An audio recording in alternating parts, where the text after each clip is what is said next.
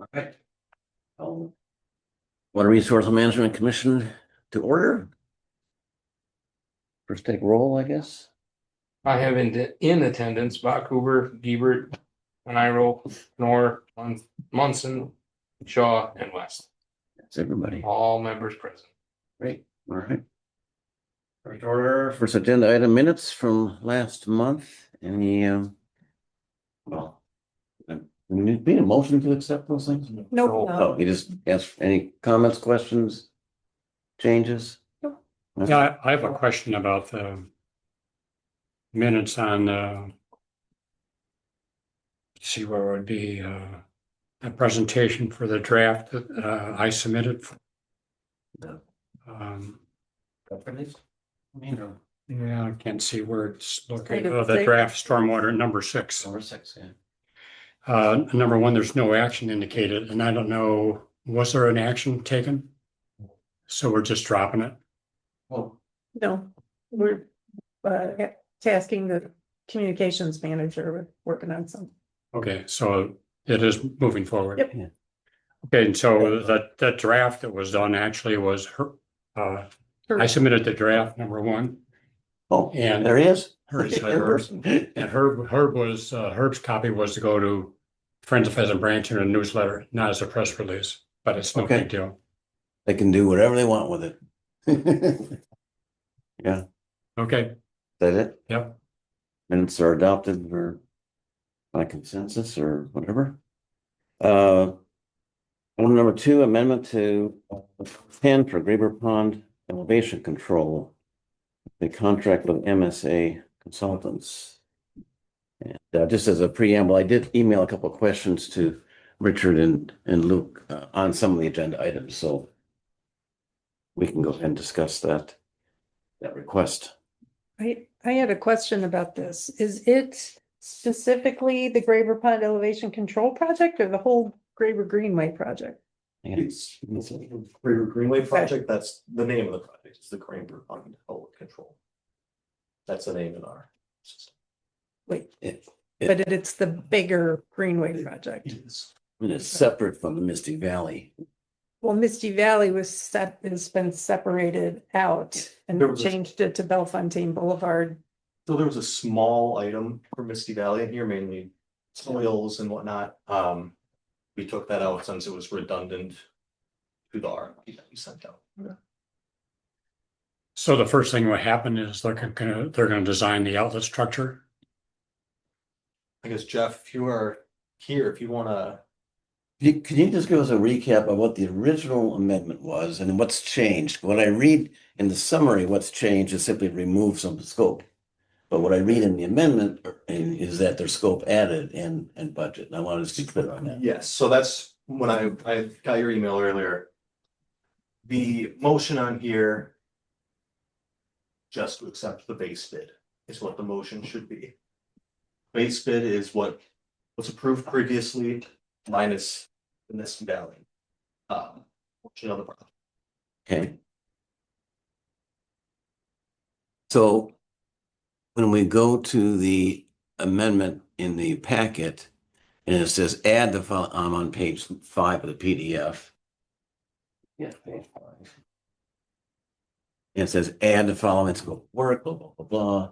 That was all in the previous version. That's not new stuff. Yes, so everything there was in the previous version. Okay. There was a couple optional ones that don't believe were in the original one.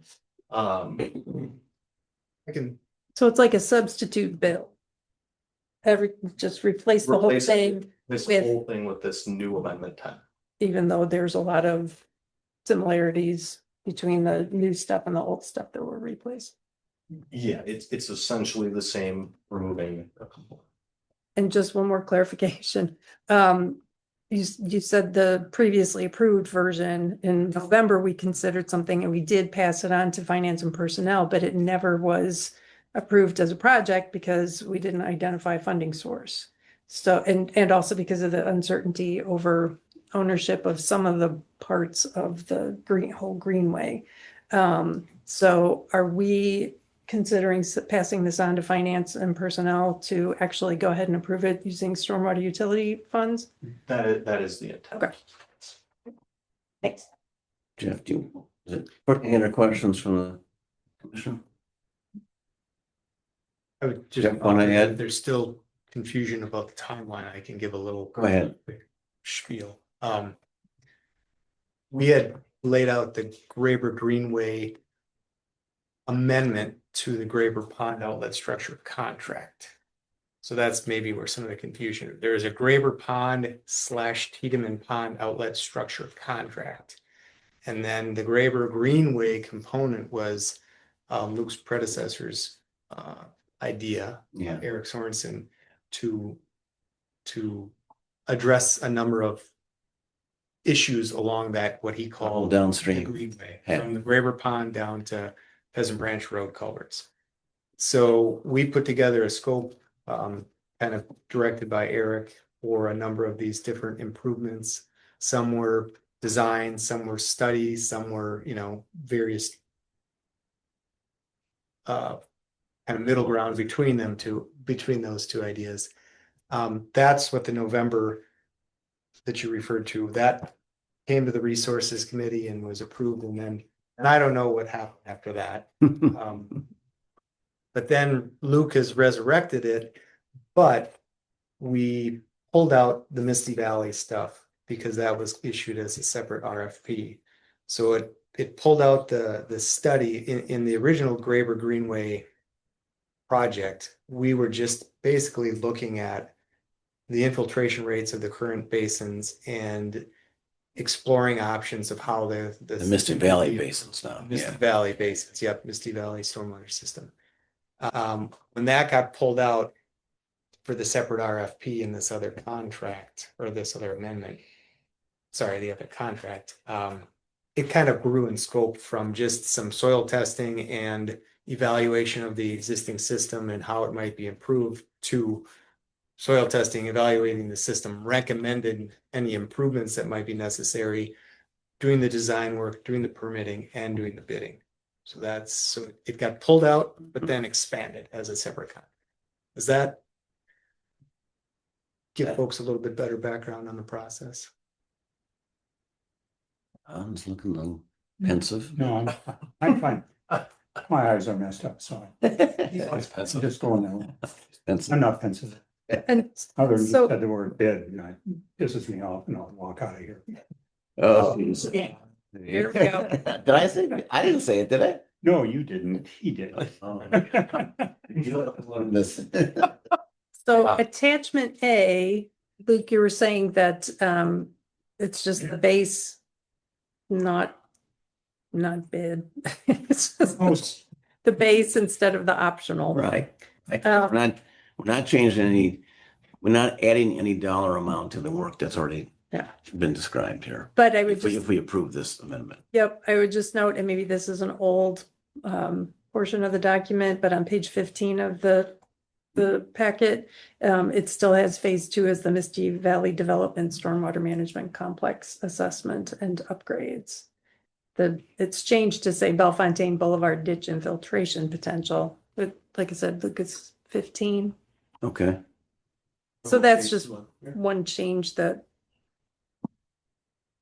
I'm sorry, I guess I didn't. if you zoom in to Oh, phase is that The 200, title of the phase, yeah. Oh, in the cost summary. yeah, it's still Oh, referencing. Okay. Sorry, that was my oversight. No, that's okay. I just wanted to mention Good it. catch. We can get that corrected and send a new. Reflects the scope item as it's described in the contract, so it matches up with the cost. And there are no substantive changes besides replacing Misty Valley with the Bellefontaine Boulevard ditch infiltration potential. No, we've just taken that Misty Valley. Stormwater management system portion and pulled that out, but of that phase, I think it was 200 in the original. The only item that still remains in the Graber Greenway portion or contract is the examination of the Bellefontaine ditches for infiltration potential. That was in the original Yep. as well. So the original phase 200 might have had 5 tasks, maybe 4 of those that were all specific to the Misty Valley stormwater management basins were pulled out, and the 1 task related to Bellefontaine remained. Your amendment doesn't include the phase 1200, right? The extra modeling. It sounds like that the optional ones are not being. Right. Right. We're not going to discuss that. Well, It can be discussed, yeah. we No, can I think discuss I it. really like the idea of the continuous, I understand this continuous model. If you don't get the hydrology right, it messes up everything else. So, Right, agreed. and this is a continuous model, so you'd run it for a 5-year period Right, rather than instead of discrete before, it was just a event type One model. 10 years. So we'd have a better reflection of how Greater Pond is really going to operate. Yeah, and a better response of the system as they interplay, right, Yeah. for that continuous period. These additional ones, traveling back in time again, we had the original scope of work for Graber Greenway. We came and talked about it, and there was some discussion about a couple of other things. One of which, thanks, Warren, if I could be so bold as to use this. We had talked about initially just reconnecting that channelized stretch from, say, the nick point of the stream to High Road.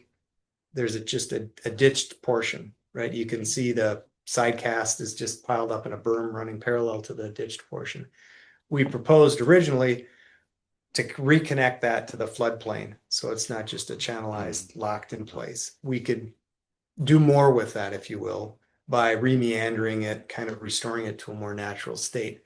But that's an additional level of effort, right? There's more permitting involved, there's more survey work, there's more design work. So that was kind of an additional option. The second one was there are a couple of parcels. Out loud too. I don't know how to describe it. North of the Whittlesey Road path. Right. There was discussion about exploring if those could be brought into the Graber Greenway study portion to see if they would could be used to provide some benefit for stormwater management. And then the third, as Warren brought up, was instead of using a discrete event modeling of the system with HydroCAD, kind of upgrading that to a SWIM model, which has continuous long-term modeling. And you would use a period of record like the last 5 or 10 years Yeah, we'd have to find that rainfall data and Yeah. build that in. And use versus that. a discrete model. You'd use the NOAA, which Which is is probably what the- outdated stuff. Some might say, Yeah, yeah, yeah. the last update. So it's a more sophisticated modeling tool that in theory provides better, more accurate information of that system as the interplays between the stormwater ponds and the outlets and the culverts. But it comes at a bit of a premium for that level of effort. So if you did this with the Bell Farm, before you mentioned the Bell Farm was 2021, the Bell Farm wasn't even built then. So would this updated model be more accurate representation of the Bell Farm development?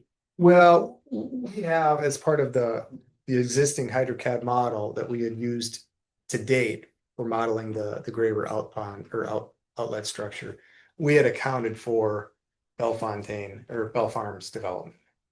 So that new development was incorporated. Now it was based on plans. Yeah. So I don't know. I mean, folks probably at this table have a better idea of what went in there versus what was planned. But I mean, every attempt was made to account for that new development coming into the Graber Pond watershed. So That would include their detention and infiltration basin that they built. Yep. Yeah.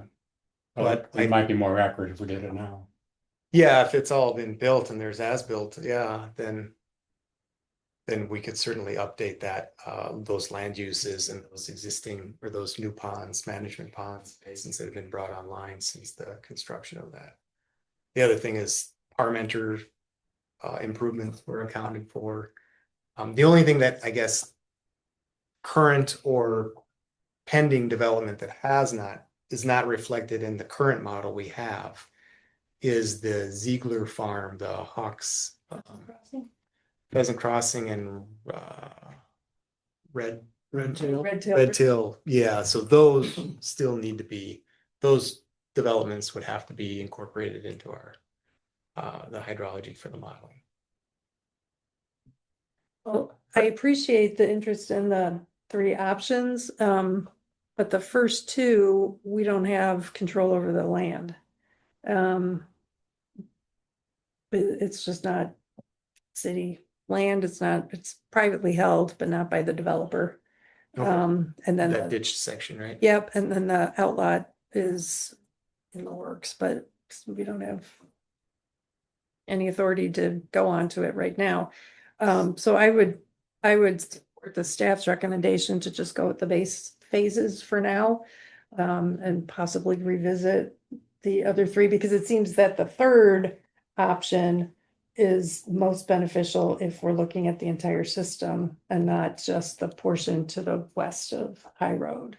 Does it make sense? It seems like you gotta get the hydrology right first before you do other things, and design the outlet requires to have good hydrology or an updated version of it. Well, I need to clarify because from what I read in the PC swim additional work, for the Graber Greenway, incorporated project extends from Graber Pond to Pheasant Branch Road. So I don't know if that, how would you incorporate the drainage area to Graber Pond as part of the PC swim model? Is that just taking existing data as input to the pond? Well, if the land use and the input data as part of the hydrology for the system, it's modeled as best with best available information now in the existing HydroCAD model. Right. If there, as Warren has mentioned, if there's changes from what was planned at Bell Farm or elsewhere, we would update that, whether we use the HydroCAD model that we have kind of built now, or we bump up to a PC swim model. Either way, there has to be land use, soils, all the information built into that model, that input.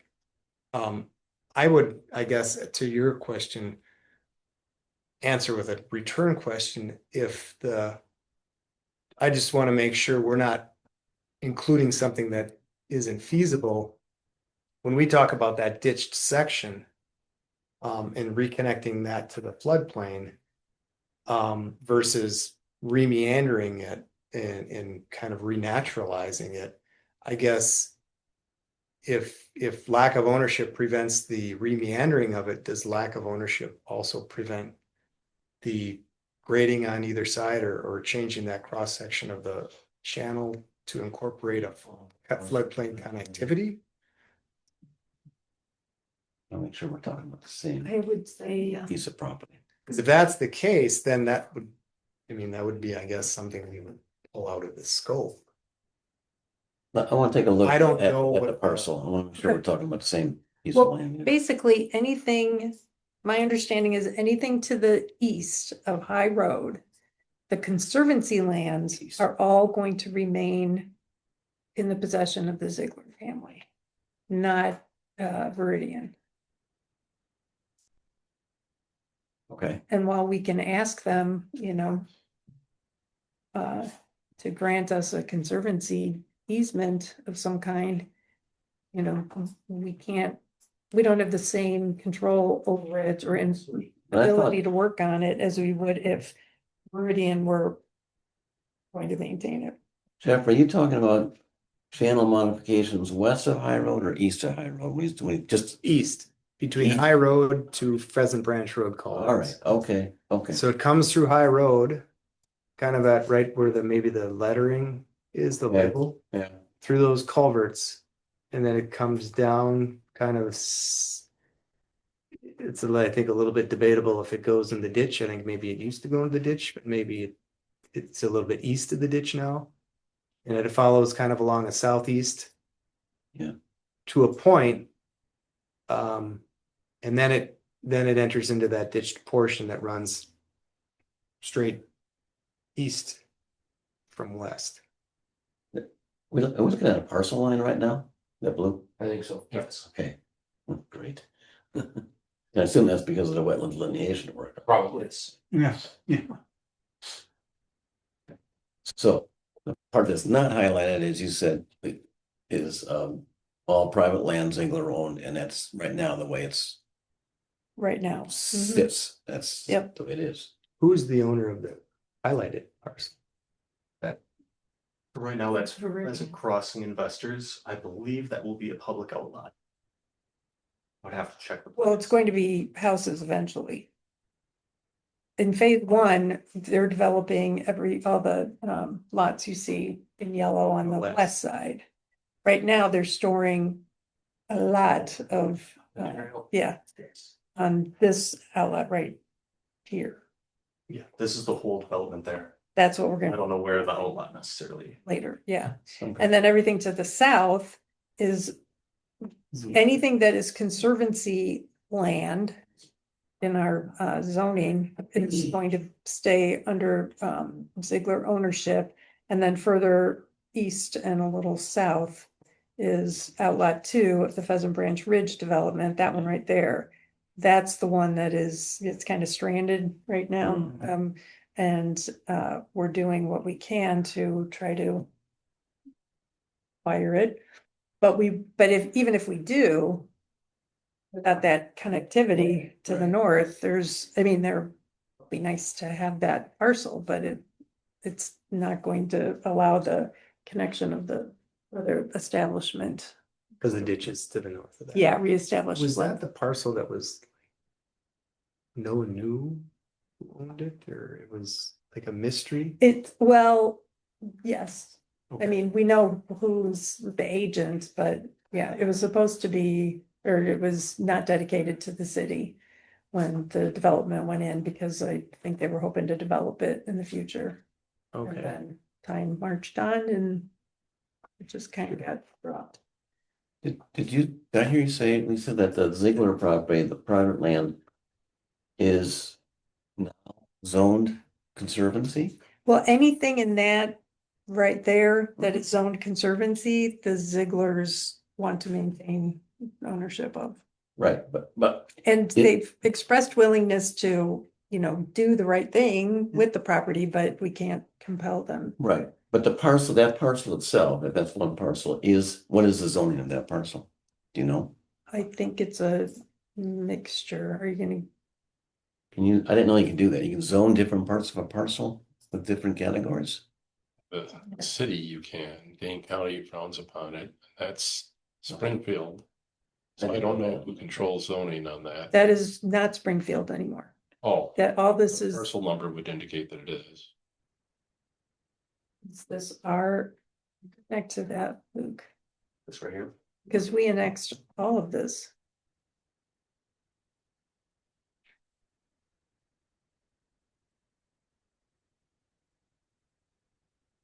That's City of Middleton. This is all. Okay. And then the partial below that, that's the partial where they said, we're gonna leave it the way it is, the Zieglers, but it's all just all underwater back there. yeah. Yeah. I mean, not that they can't change that, but that's what I understood, that they were going to just hands off of that in perpetuity or whatever. And again, there's no guarantee, right? Right. Yeah. Okay. So your point, Lisa, was not to do phase 1,000 and 1,200 as proposed because we may not acquire that land or may not be developed. We may not have an opportunity to do anything with that land, which I guess to Jeff's point takes us back to phase 700 and even 600. And maybe 500. Probably back to 400. I mean, 400 is High Road. The reconstruction Yeah, and evaluating stormwater management for that. so we could approve and go forward with phases 100 through 500 and whatever 800 or 900 would be required to support those. 1 through 4. And come back to 500 through 700 and the optional phases at a future time. I think doing phase 1200 at a later date doesn't make any sense, does it? That I don't know. I mean, if it's a model for the whole greenway and we can only work on half of the greenway, does it, is it necessary for the first, Well, sorry to interrupt. go ahead. I guess I would say if phases 500 through 700 are pulled out, that would impact the level of effort and extents of that alternative 3 of the PC swim model creation. Yeah. Right, we're not gonna, to your point, build a whole PC swim model of which only half of it is controlled by the city. We would build a PC swim model for the portions of that are in city control where there's proposed projects.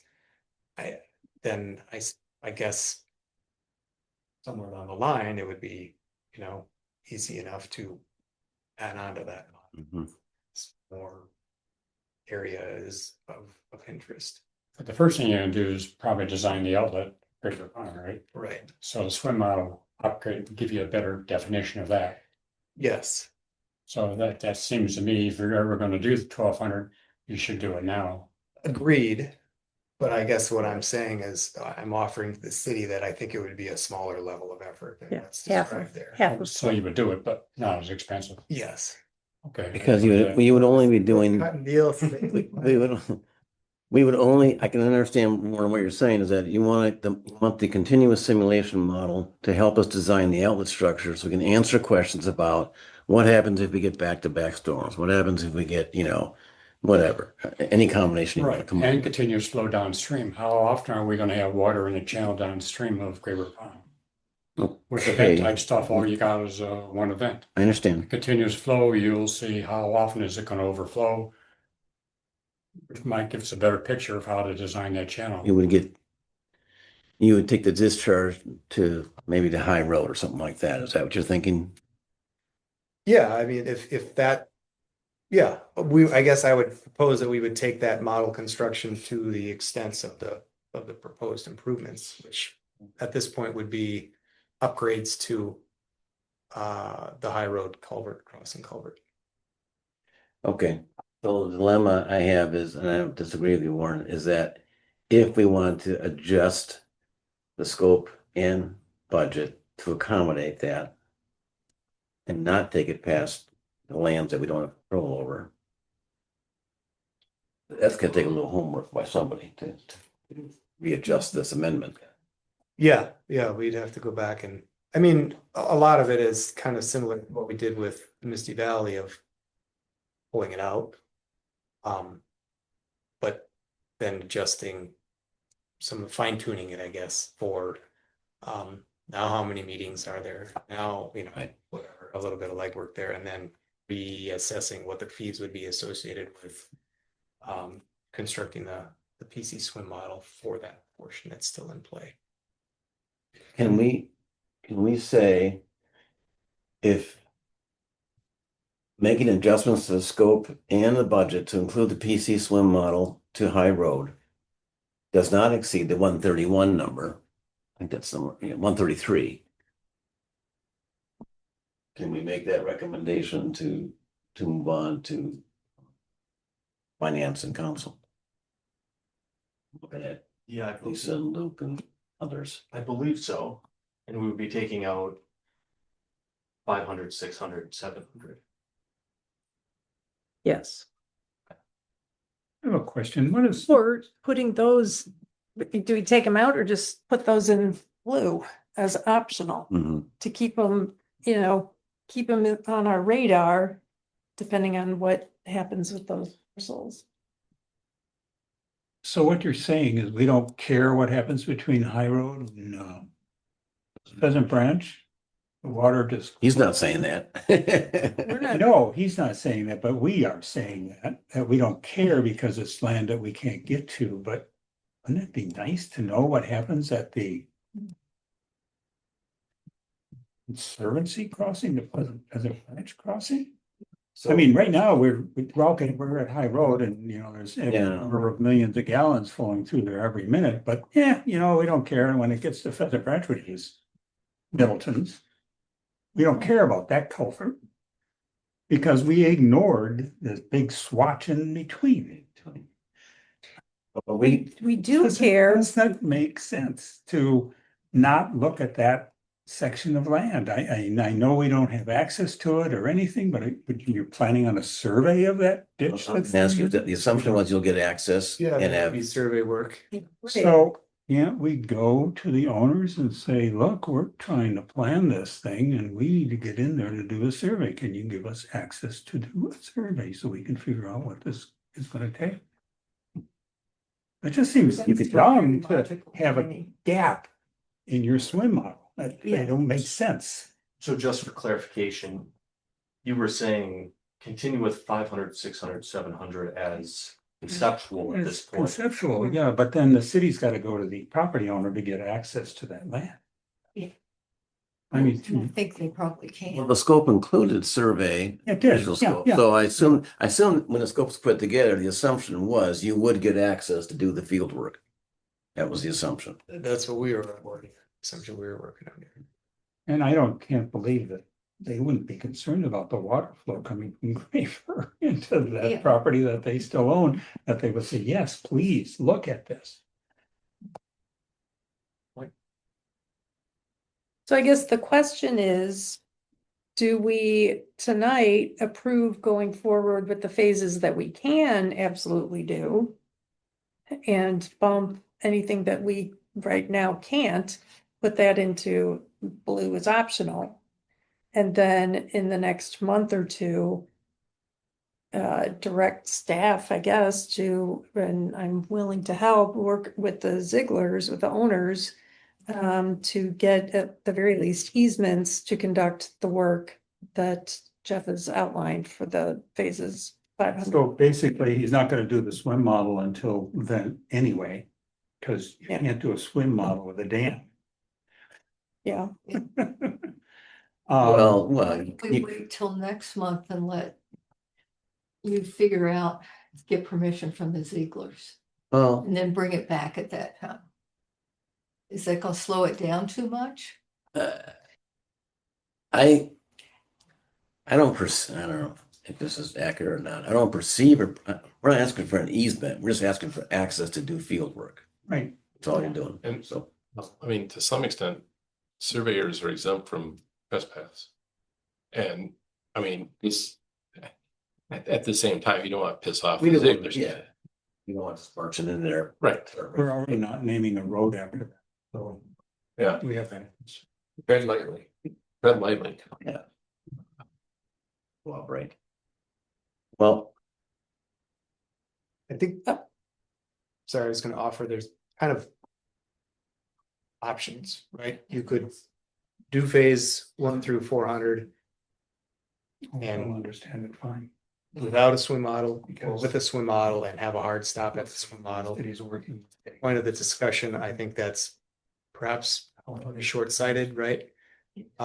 So you could include the survey work down through High Road Crossing only to facilitate constructing that portion of the model, so you have a bigger picture, more complete version of the greenway.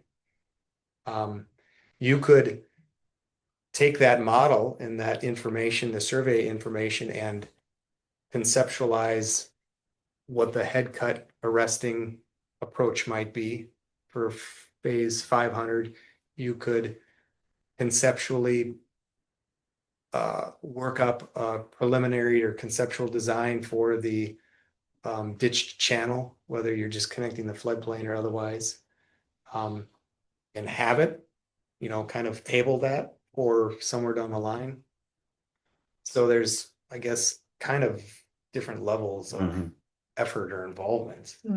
So you drew the hydrology with the updated swim model for the whole basin, but just do a conceptual plan for the other two options. Yeah, either do no plan at all, just simply build a model for that lower section that encompasses phase 500 to 700. Or you build that model with the survey data and you have conceptual plans for sorry, not the wetland expansion, the head cut arresting and the channel restoration or reconnection. Well, that makes sense to me then. That would satisfy you. They would know Yeah. what the flows are gonna be at the culvert at Pheasant Yeah. Branch, so. Yeah. We know we're going to create a problem down the road, or do we have one now, or? Well, I would say go ahead with that. In the meantime, try and get access to that land for the survey so you can really complete the job. As far as what Well, needs to be done. The scope of work as written now would require access to the land, so it's not like Right, an optional thing. yeah. No, and if it requires access to the land, that's on the city to get that access for them. So we could approve it as is. Right. That's my feeling. And I'm just looking, if you just wanted to add the PC swim modeling component, we're talking $10,534. Is that, am I right? For the level of effort that encompasses. Just, I say. This, Yeah, this scope of work, correct? and I'll bet that in finance that they don't break every little item out. They have a not to exceed fee of $133,000 and Well, I'm uncomfortable approving a contract that has, 60-some thousand dollars in expenses for things that we can't. We don't have the property. I don't think they can invoice for that if they can't get it accomplished. You're saying that if for Yeah, some that's- reason they can't. If they don't do the do it, if work. they don't get access, they can't charge you for the survey of the Well, area that they. this did the is survey not a of. lump sum agreement. Right. It's not to Right, it's exceed. line itemed. Yeah, It's like it's like a a. bid tab. And so they, Right, but no offense to MSA. I just don't think it's good practice to enter into a contract to have them do things like construction plan specification and construction cost estimates for something that is a project we can't undertake until we know we have control of the land. Do you, Don't we need information? Do you see what I mean? So I'd rather give them a month. Ask MSA to work with staff to change this proposal to focus on what we can do now, and maybe in that time, meeting with the Zigglers might give us more comforts or certainty that we'll be able to at least access the land. And they have said they're interested in being good stewards, so maybe they'll be willing to let us or to give us a conservation easement so that we can get in and do some of these things. well, that was kind of my question. Did they say they don't want to change it, they don't want to touch it, or they just want to retain ownership? If they want to just retain ownership and fix it, Mhm. and let us fix it and make it better. Yeah. Can we enter into an agreement with them to fix Right. it? Yeah. And until you know that answer, whether they don't want to muck with it or they want us to make it improved and better for all around, then you could do all the modeling. But if you don't understand if they don't want us in there or if they would accept us in there to make it better. Just sounded like to me that they were only trying to retain ownership of that area. And not develop it, but that doesn't mean they can't develop it for a good waterway. Maybe they don't want houses in there, maybe, a storm sewer system in there. To enhance what goes into the conspiracy. So I guess the question to ask the Zigglers is. What would you allow? What would you consider? Rich, I think you're on the point because I remember from CLC meetings for many years, their interest is retaining hunting rights yes, Right. or has been in the past. or has been. But things are changing out there and And as they control less to the north, shot projection is gonna be an issue. And all of those things that, That's. yes, well, I'm not trying to make light of it, but as you build houses towards the south, towards that area. you don't want to be hunting. Yeah, agreed. Anyway, to ask that question first, I think. Yeah. And maybe it's just more effort to modify this agreement rather than just deferring it a month to get that answers from the Zigglers and see what their interest level is. And as much as I hate to shorten your time into doing this, I think that maybe is the best route. Cause if they just say no, then we have to take a completely different approach. We can just make a different amendment and move on. Yeah, I don't, That sounds. So whatever the wishes are. I guess I would have one question, Jeff. We don't start on phases 100 through 400. Will that impact the potential RFP we put out for Misty Valley? So a lot of that modeling kind of goes hand in hand. that's a good point. Jesus, gets complicated. Well, that was one of the things I was hoping to, maybe I didn't do a good job of conveying, like for the Misty Valley contract. Prior, it was part of this whole effort. Now it was pulled out. And there was some assumption language in that contract that we were going to evaluate those stormwater basins kind of with the existing Misty Valley Drive culvert crossing and the existing Graber Pond. Right? Because if we start trying to anticipate what's the outlet structure going to be, is it going to result in an upsizing the Misty Valley? That changes potentially the flow regime into the basin. So it's tricky of trying to lop off one and start the next.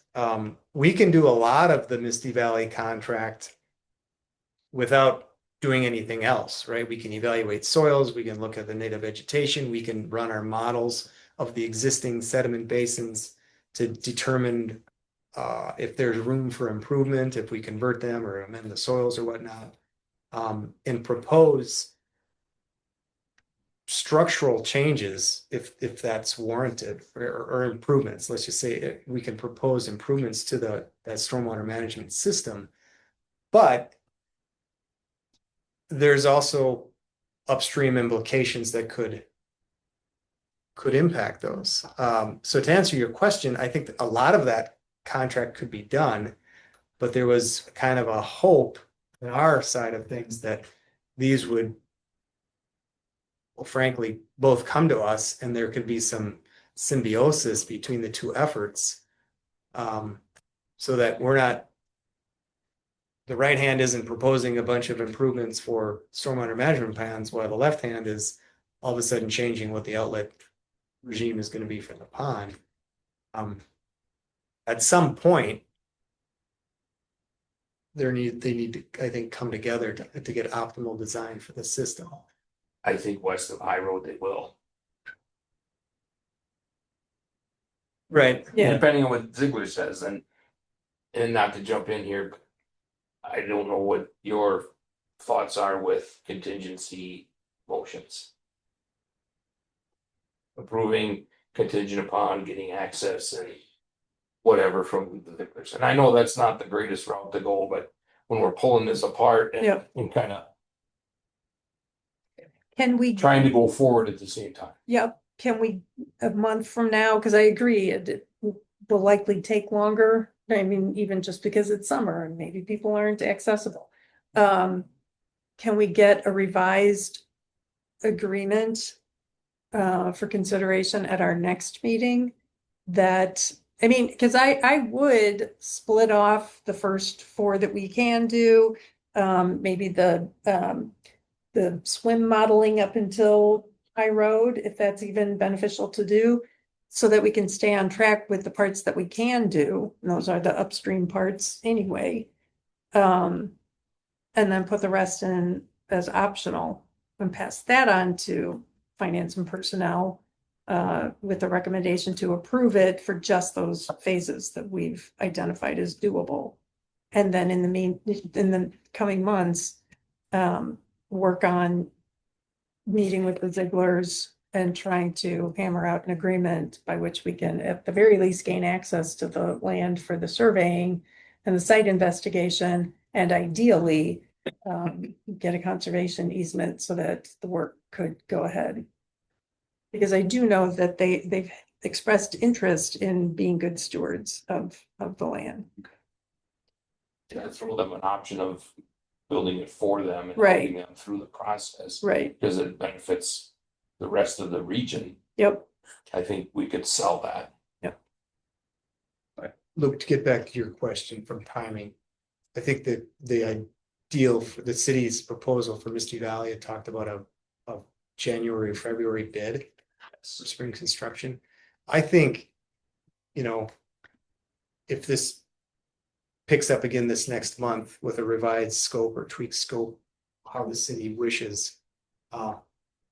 I can't promise that we can hit that same January, but I think things can come together so that there could be a late winter, early spring bid and the construction to happen in that year, you know, or in that summer. I don't think delaying this a month is gonna blow up.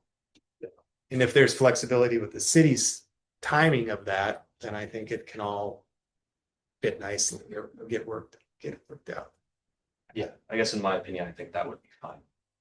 I think short of May, April or May. That would be Yeah. probably better. Earlier the People are better. still looking for work at that time. June and July and August, forget about it to get next year. Might as well push it back to the following, but If it was approved tonight, what would be the first thing you would, if this alternative sounds good, but if you approve tonight, like hey, you got it, what would be the first thing you would do? If we improve the 1,200 option for swim model, would the swim model be the first thing you did? Well, there could be concurrent things. I would say the surveying in support of the swim modeling would be up to the top of the list, if not at the top. But then we can do the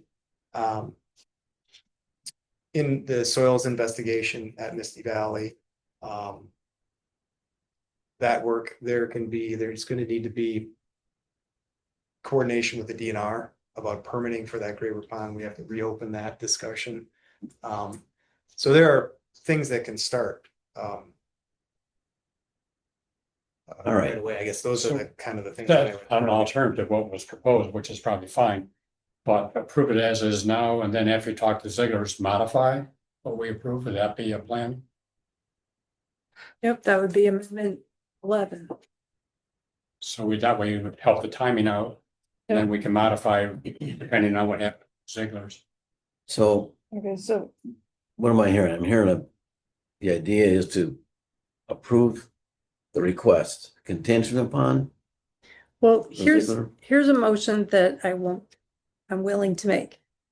I move to recommend that I move to recommend that the Finance and Personnel Committee and the Common Council approve amendment number 10 to the contract with MSA entitled Graber Tiedemann Ponds Flood Elevation Control Studies, base phases 100 through 400 and option phase 1200 only to High Road, with funding coming from the stormwater utility.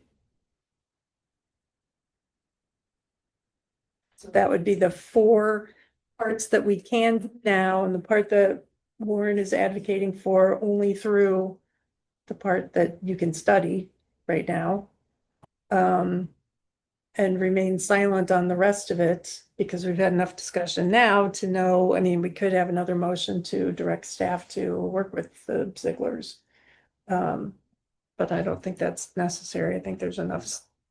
That will allow you to get started right away then. Well, it's still gotta go to finance and Right. council. So that's Yeah. my motion. Do you want to read that again, once again, slowly? Sure, and I move, and if this passes, well, regardless, I'll email it to you since it should be in the record. I move to recommend that the Finance and Personnel Committee and Common Council approve Amendment 10 to the contract with MSA entitled Graber Tiedemann Ponds Flood Elevation Control Studies, base phases 100 through 400 and option phase 1200 only to High Road, with funding coming from the stormwater utility. So what we don't know with that is Well, the can we dollar get it? amount we're talking about, really. Right. Can I get a second? If anybody's Should interested. be an additional We motion. need a second, first of all. Okay.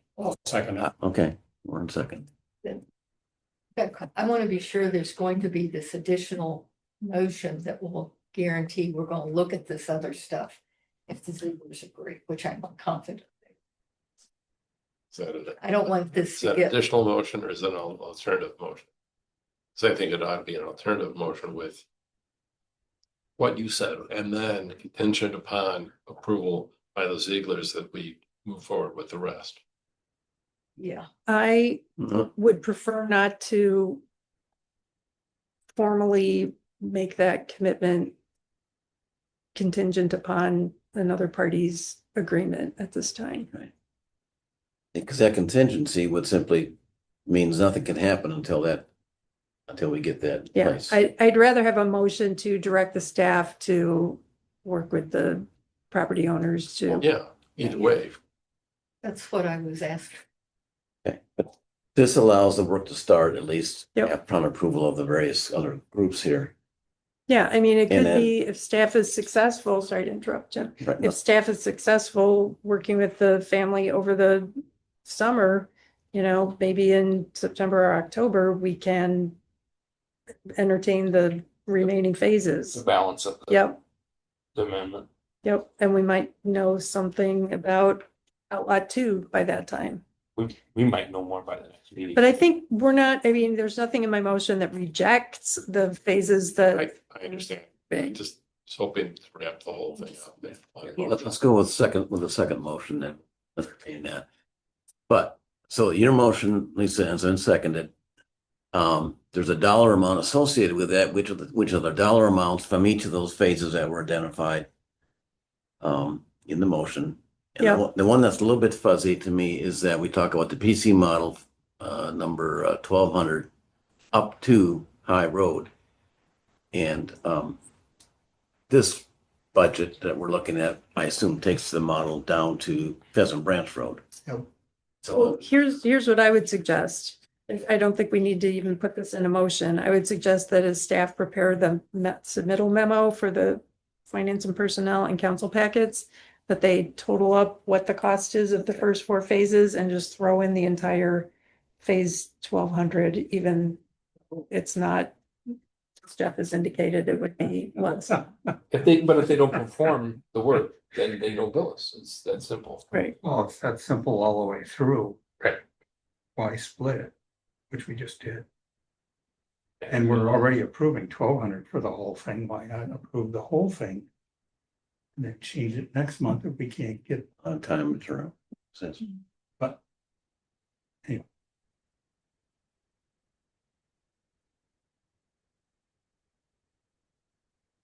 tell me again, Lisa, or somebody, which is phase 800 part of this? That's a stakeholder, meetings and whatnot.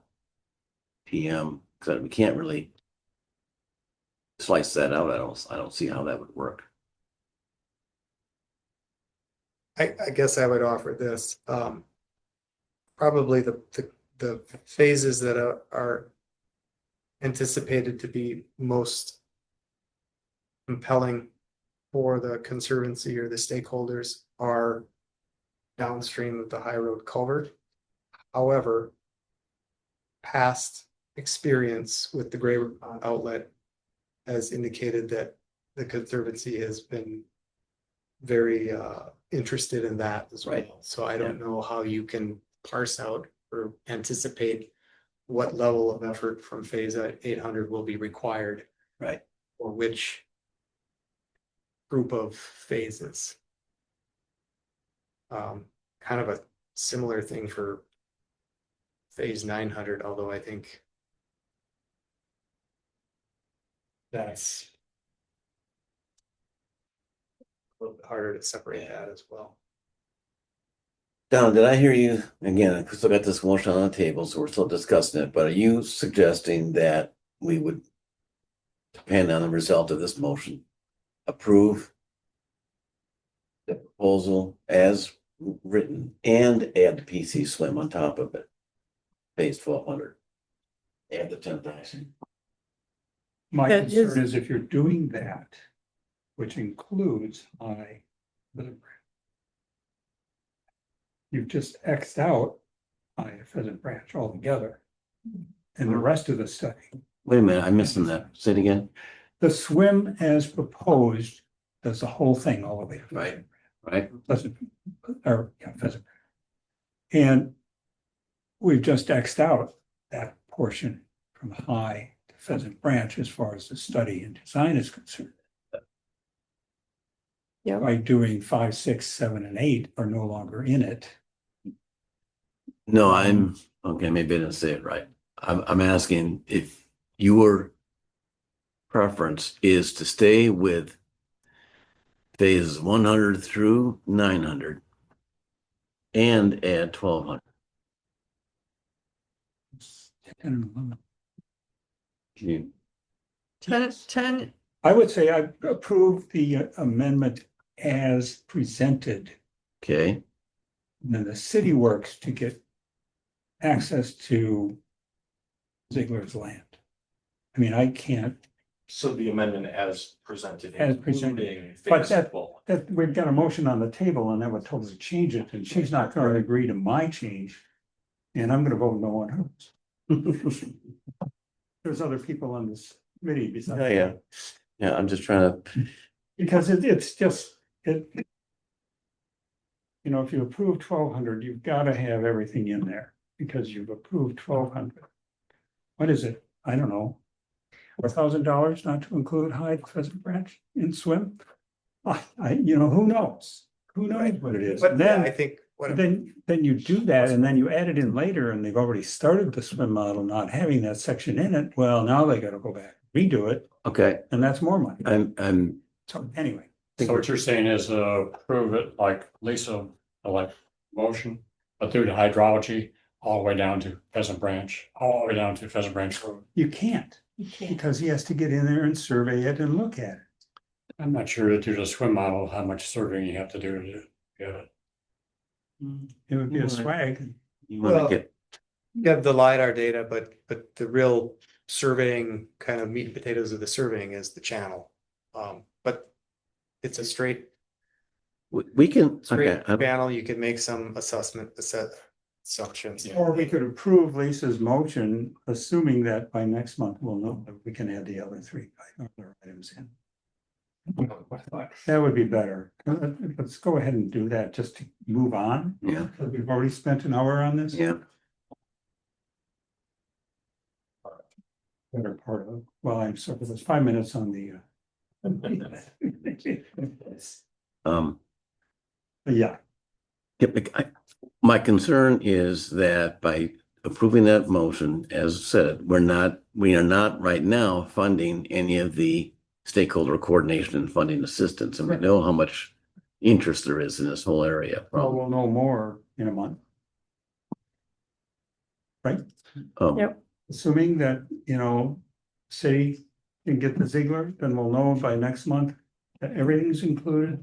And then otherwise, No, I'm that talking section about 800, the interest in the Graber Pond Okay, but- elevation. so the 800 item well, getting split, how are you gonna split that? I'm not suggesting we split it. Jim, it's $5,500. Why don't you make a motion to amend to add phase 800 in?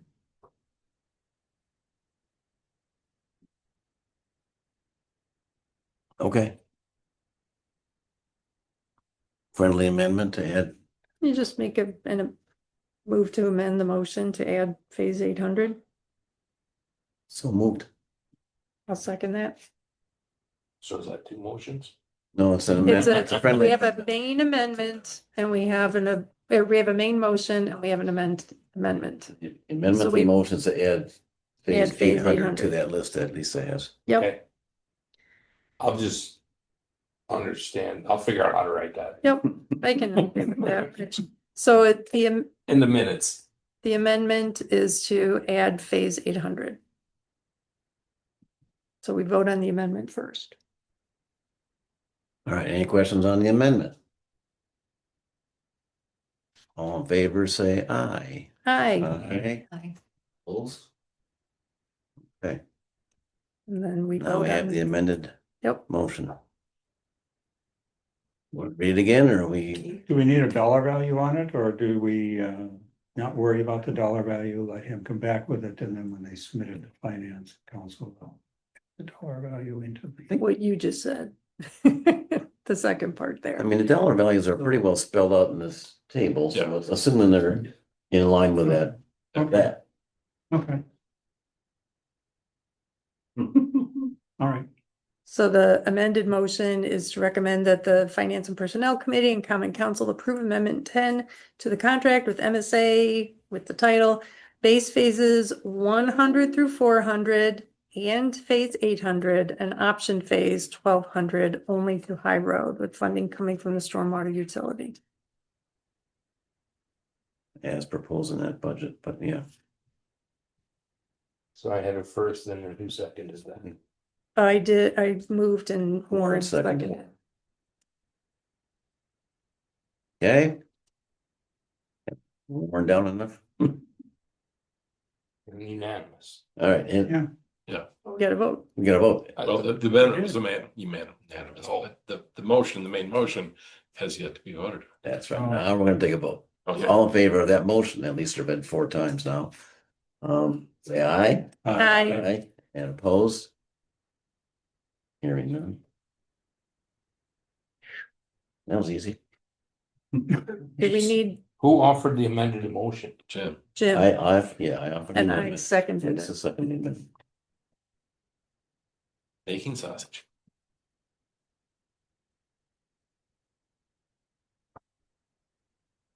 We good? Yep. When we watch the videotape, I'll see if I can decipher it all.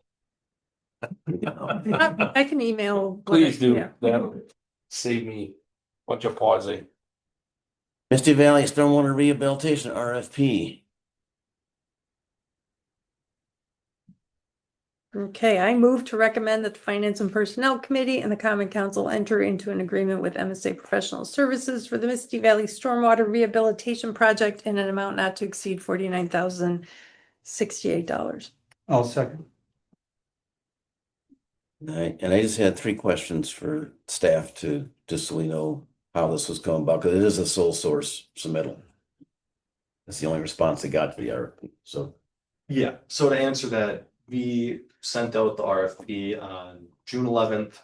It was due 3 weeks later on. 3 weeks, We had 3 weeks, yeah. okay, We reached out to AECom, Wiser Engineering, and MSA.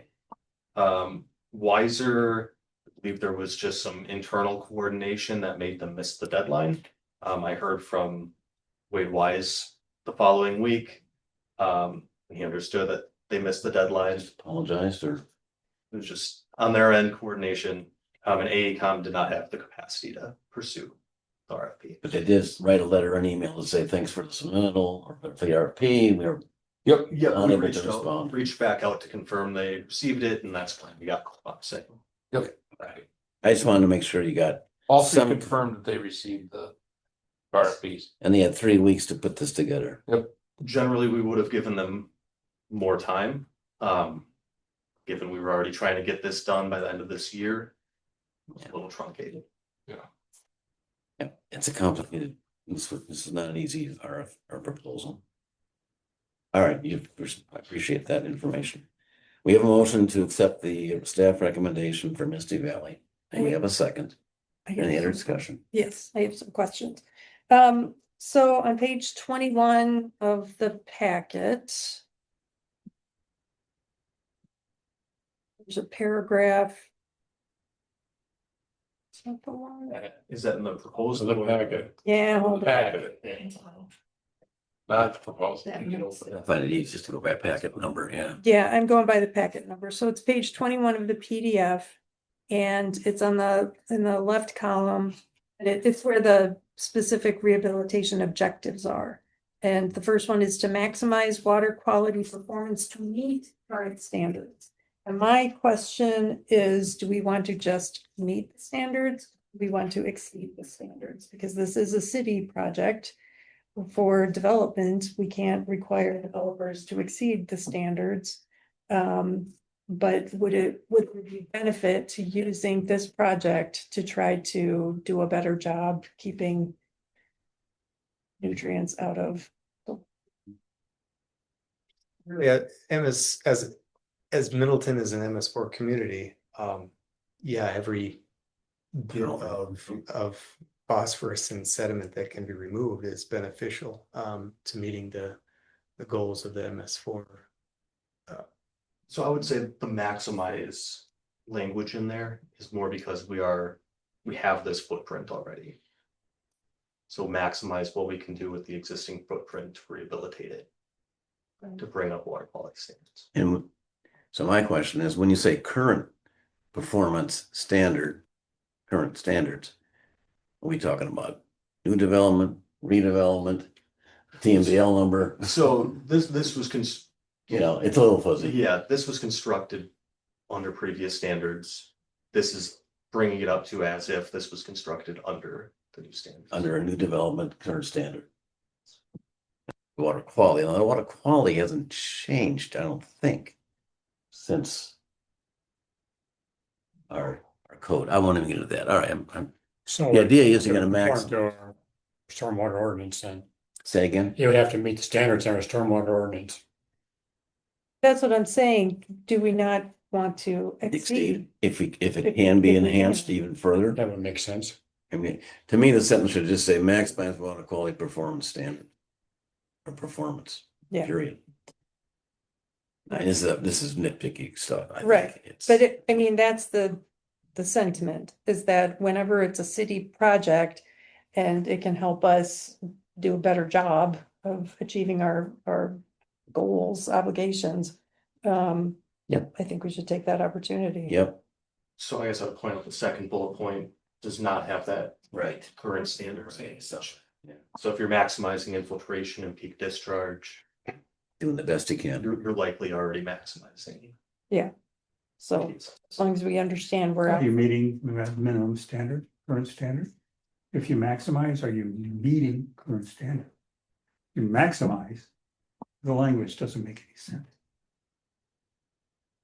I'm sorry. I would Well- say to meet or exceed current standards. Yes, that would be That's- better. In both Then it's covered.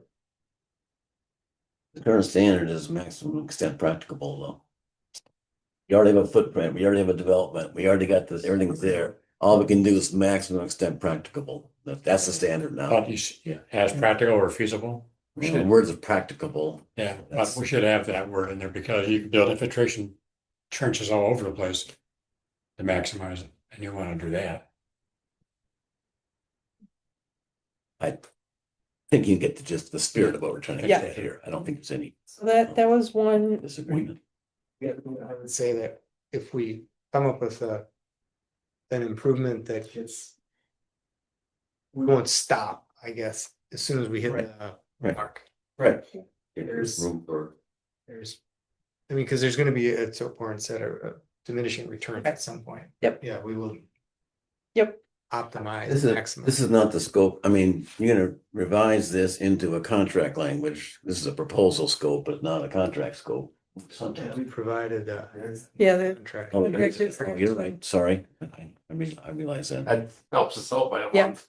So maybe Pretty that's cool. where we need to find and this will come before the plan or finance and personnel, so I can try to catch it there too. But if we could just work in meet or exceed current standards, that would be great.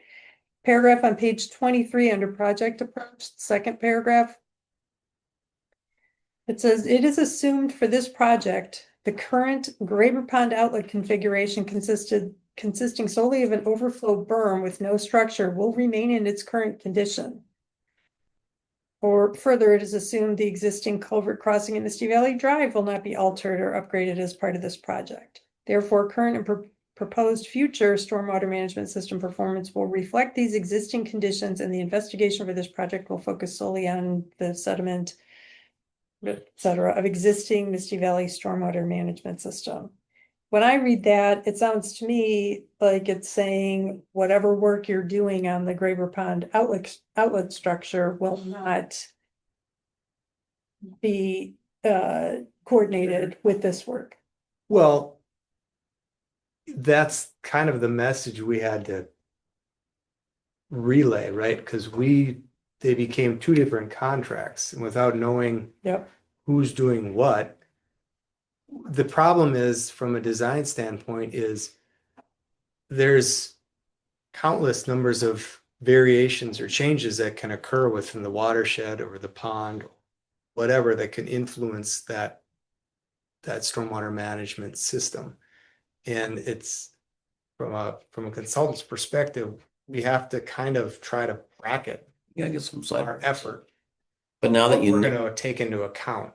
And so Ideally, yes. There'd be communication, or, these efforts would go hand in hand, so that if there are proposed changes at Graber, we would And are counter you- those with the Misty Valley. So now that we know that the amendment 10 is approved, or at least recommended approval, can we change this language to say that Graber Pond configuration and analysis conducted by MSA under amendment number 10 will be considered as part of the design work or analysis on Misty Valley's Yes. components. Yep. It'll be coordinated, integrated, call it what you want. So I think here in the agreement itself, in the engineering agreement, it does mention potential improvements upstream of the Misty Valley, And including the Graber Pond outlet structure design. So it's included in the agreement. okay. So, I mean, obviously, Yeah, that's we want you to be using the full packet of information that you Right. have at hand. Yeah, that's one of the key, I mean, that's a huge benefit of having the same, Right. Yes. you do both projects. If it were a different company, we would require them to coordinate with MSA. Yes. Right. Okay. All right, so that's good. Any thoughts? Page 24, I'm looking at. Top of the page. MSA is able to conduct soil test pits if the city prefers versus a geotechnical sub-consultant. So do any commissioners have thoughts on test pits versus geotechnical consultant? I mean, what sort of test? Infiltration, perk, what? This is not suggesting different types of tests. It's just offering that we can do the test pits versus running it through a geotechnical. It'd be the same test, same data form, the same data gathered. Yeah, I guess just to clarify in that, for a lot of city projects, we have CGC just Do on that. call basically Okay. to do all this. This is saying Thank you. MSA will be out there. They have the capabilities to do so as well. So what did the staff? Or do you have a preference? That's not really, either way, it is going to be paid for. And the budget that you propose is MSA doing the soil testing and test pits? No. Oh, it's not. That's- No, it's not. It's in the fee table, but it's not in the agreement. I mean, the cost is in the fee table to show us what it would cost. So I guess I'll just say, Luke, when this comes to finance and personnel, I will ask the question, what have you decided? Yeah. Yeah. That sounds good. That's fine. Well, I guess I saw an aid that explains more about the testing. Right? In item 8. 8, it's soil It's testing. a lot of looking at the soil Double ring. textures. The DNR has a technical standard for evaluating. Yeah. Backhoe comes, digs out 10 feet below grade. The soil layers are all evaluated. Texture is the big thing because that drives the estimated infiltration rates. And any heights in water. Yep. Looking for features that indicate groundwater. The city would be out there with our equipment to dig the test pit. So that'd be minimal cost. All right.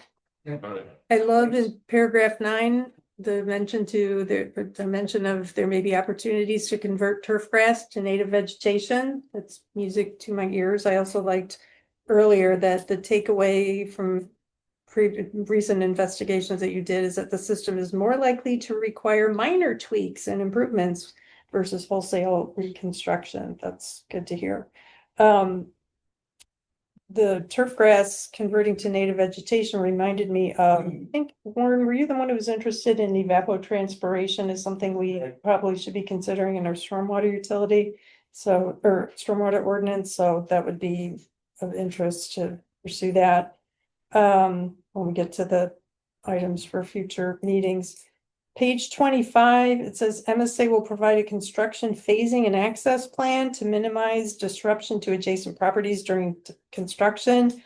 I would also ask that you make sure to minimize disruption to pedestrians and bikes that use the paths. We've had a lot of, Luke knows we've had a lot of projects going on that just, are closing off avenues literally for pedestrians and bikes, so please keep in mind our complete streets policy. I wondered on page 27 in phase A, there's a reference to, where'd it go? Page 27. There is, in phase A, it says native vegetation restoration. But this is the preliminary investigation phase. So I'm wondering, can you explain what that is?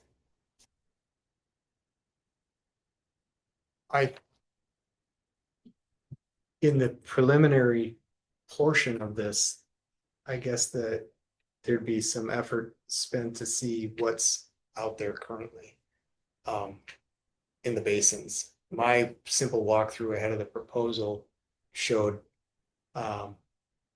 pretty good native species representation, but I think there needs to be a little bit more effort Okay. spent on kind of gathering what's there now. Restoration just isn't the right word in preliminary investigation. It's more like assessment. Yes. Okay. Just checking. And then just to be clear, this project begins at the outlet of the Misty Valley, the culvert underneath Misty Valley. And it goes to the inlet of the culvert underneath High Road. Yes. Okay. Any other questions? Nope, not for me. Anybody else? You have a motion and seconded, right? Yep. To accept the And Yep. the staff recommendation. All in favor of that motion, say aye. I Opposed? Okay. All right, moving on to Hidden Oaks. I We move have a 5-minute break? Need a 5-minute break? Yeah. I do, I don't know about anybody. Okay, 5 minutes. 7:17. Jeff, the Yes. Misty Valley, in the letter, it mentioned that MSA had done the work on the Pheasant Branch Ridge East and West Pond. What's the east pond? Because I live in, is that the one that's between the paths and the houses? Because Pheasant Branch Ridge is the south of that outlet. So there are two basins north of Whittlesey, Whittles. Two basins there. there's the big one. Yep. Oh, yeah. But Two. Capitalized and all that stuff. To the Yeah. south. I wonder, southwest. I mean- Okay, and this is strictly. I pulled that language from the contract. Oh, okay. To assess. Yeah, to no, that's evaluate. it's fine. Here. Kind of like Misty Valley. Yeah, and that's, I know that's where the residents have some pumps. They don't put. Yeah. There. Remember that? Yeah, I've gone out there with Rich and Jeff. I think that's the west, That one's in worse. but I don't know what the east one would be unless it is this area, And again, you just didn't get, so all three therapies are not at the same time? path and the house. Yeah, the two RFPs, the amendments was just. Oh, yeah. Yeah, the two RFPs at the same time. Same result. Yep, yeah, okay. A lot of that is fun, but it is. Ideally, That, give them at least Yeah. 5-6 weeks. You were a, right? Yeah. it's. 3 weeks in June is. No,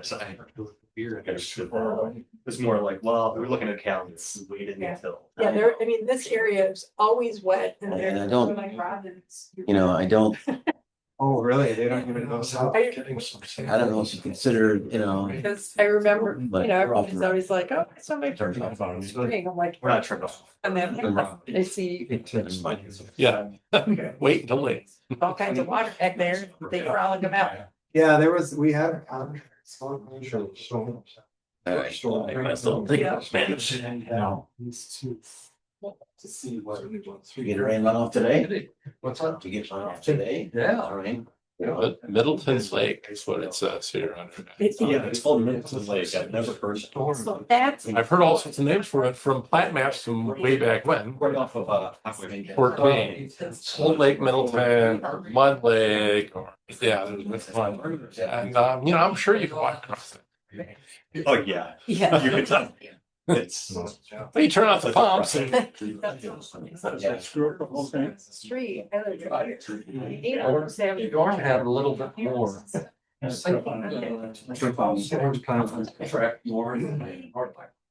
Run. But they mentioned that if this. I had to go to change, and so I was asking these stuff when I came. Like west of here, and I. gave me a lot more. Yeah, I gotta take my engineering class off when I come to the. And. Do my language. And all together. Modern. And then reading the proposals and thinking about how it entails. Like, I don't want to read so many. Yeah, well, that was one of the things. I did too, I got all the pheasant branch ones, but they don't save us. Yeah. Yeah. They were deemed feature. There's water here. So that stormed on. Right. But. And you. I'm not an entomologist. You can't. The rain. I've noticed the monarchs are starting to. Yeah. Guys, it's just right. This is just a couple of days. Yeah, it is. It is. That's the limit of. I mean, I do, but it's like, yeah. I just cut and paste it. Yep. See any caterpillars and eggs? I'm in. Well, and I Haven't seen any yet. Defend- I haven't- fans that I can. I mean, just. Sort of. Yep. Sort of. Yeah, 'cause- So we can get, yeah, okay. Because I need. Anyway. I don't know if that's appreciated. We try to knock them all the next day. No, that's good. Yeah, I have a couple. Item 7. $25 keepers for read. Yeah, 4 and 7. I've got motions there, so Good. I'll get an email started. Someone Costco, so. Yeah, well, I got these. You gotta get it. Yeah, that's just way too much to try to write. Yeah. Now's a good time to go in there and start doing all this stuff. Yeah. Oh, that's cool. Description is. So you can do. Needle bites and tick bites and whatnot. Yeah, when you're in a wet environment. It's just part of being outdoors. That's, Last spring, we were coming. Yeah. You had 717, you said? Stopped in at nature. Was it 717 when we? That's close enough. Yeah, Everybody's. we're gonna reconvene. Reconvene. We did 750,000 grants in the area. Get Jim a chair. They're everywhere. Right? I need a big sled. We get a lot of the greater ones through Pheasant Branch. Oh, I didn't know there was a Water? different You're on subscription. duty. One's about this big and the other's about 3 feet tall. Yeah. Yeah. Okay, Okay, I have, are we officially back? we are officially back. Okay, I have a motion. Wait a minute. Oh, For what? Number 4. Oh. is something here. Let Jim do his thing. Wow. Agenda item number 4, stormwater rehab RFPs. Anybody have something to say about that? I move to recommend that the Finance and Personnel Committee and the Common Council enter into an agreement with MSA Professional Services for the Hidden Oak Stormwater Rehabilitation Project in an amount not to exceed $39,958. Second. Okay. And again, just so people know, this was the only submitter was MSA. As Luke said, we had 3 go out and only 2 came back. And, just for the record, I'm personally uncomfortable awarding single source contracts like this, but I understand, sometimes these things come up where that's just the way it works out. But I know Luke and Richard will try to allow for more opportunities for competitive bidding on these. That's always our goal, and we will be better at getting them out. at a better time in the year. Giving better, We've had staff turnover and stuff, so it's. not that we don't love Jeff here, he's the coolest guy ever. My kids watch the video. Yeah, Death all the time. we do have a fiduciary responsibility to That's right. be careful with our money. We have a motion, we have a second to accept the proposal RFP. Do we have any questions? I just have a comment. I love that it said the quality of the vegetation in the ponds is very good and the ponds are attractive to look upon. MSA will seek to evaluate alternatives that do not require wholesale reconstruction of the ponds for fear of damaging this important neighborhood aesthetic. And thank you for thinking that way. Okay. Any other questions? All in favor of the motion, say aye. Hi. Aye. And opposed? Okay, motion passed. We are on to number 5. Jeff, you could stay for the entertainment or decide what you want to do. I appreciate everybody's time. Thank you. Thanks for your presence here. See you, Joe. Yahara Winds update presentation, come on up to the table and for Mike, I think we'll see Mike somewhere in the past. I think we know, pretty much what I think we're familiar with the Yahara Winds program and what we're doing here and just Middleton's a contributor as are all the municipalities in the. Or yeah, I would say most, and not all watersheds. Okay, all right. So Mike, the table is any other preliminary questions? Mike's table is yours then. You're gonna have to just scroll. Oh, that's right. I sent you a PDF, didn't I? Okay. Well, first of all, thank you for inviting me in to provide an update on the Heroines program. My name is Mike Gilbertson. I'm the watershed program coordinator at the Madison Sewer District. I did come with some gifts, some from Kathy Lake, who sounds like there's some connections around here. So she wanted me this, huh? I worked with her for many years. Yeah, she sent some pamphlets regarding not heroin stuff, but water softeners and blending valves and stuff like that. And then I also brought some copies of our most recent annual report that just came in today. So I can leave these here, let you do what you want with those. So again, Mike Gilbertson, I've been with the district here just over a couple of years. And prior to that, I was with the Department of Natural Resources for over 20 years. And within that, several years working in the runoff management world, both implementing our ag performance standards, runoff management, working on policy stuff. So that's kind of been my world for several years now. And I would say the transition into this program has been a rejuvenating position.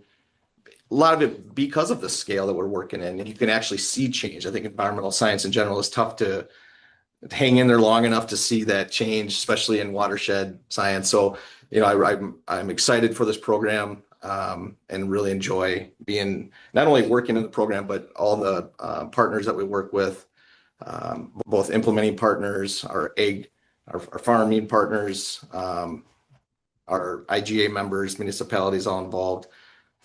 And so, some of the key takeaways I want to leave today, and one of them I didn't include there as I'm seeing, obviously the winds background, and bear with me on this as I hear already someone use the TMDL acronym, which is, I think, one of the most challenging acronyms probably out there to understand what it means and what does it all mean. Challenges are treatment plants would face and the challenges it would have for smaller communities. Not to ignore the Mass Metropolitan Sewer District and all the resources that we have in the county. And I'll show this later, but that's a huge cost for all the ratepayers and everybody that's contributing. So I just wanted to identify that situation as a major reason why we're looking, a more cost-effective opportunity was developed, or, you know, the alternative compliance options, yeah. Are you doing that extra 1 or 2% or? No. No. Yeah, so like, again, so to explain that slide better, what that $240 million cost would be is building additional treatment in the plant. And so that would be removed, and that would be $240 million to remove the additional 1 to 2% to get our effluent down to the 0.075 milligrams per liter phosphorus that is required, that is the standard. So that's, hope that Is that clarifies. 0.07? Is that on Badfish Creek or is that on the Hare River That would be, or the Rock River? that would be into Badfish, smaller stream. And then the 0.027? larger water bodies, and that's promulgated in code, but the larger rivers will have a higher standard. Yeah. I'm not exactly sure whether the Hare River lies in that. Ours 0.075. 0.075, and I think if you get to like the Rock River, Right. bigger systems would have I think that's where the 0.1 comes in. So that's really low, Yeah. 0.75 parts per million, basically. Mhm. Wow. Wow. It's a target, I'll just stay off the record. That's gonna be nearly impossible to meet technically. Just not, forget the money part, You mean in the discharge or in stream? in stream. In stream. Not in Badfish, but probably, because Badfish is wastewater treatment. They could do that mechanically. In the, yeah. But on Yahara watershed, which is adaptive management, is through, you're gonna improve the water quality on the Yahara, which then allows Madison Met to meet the standards.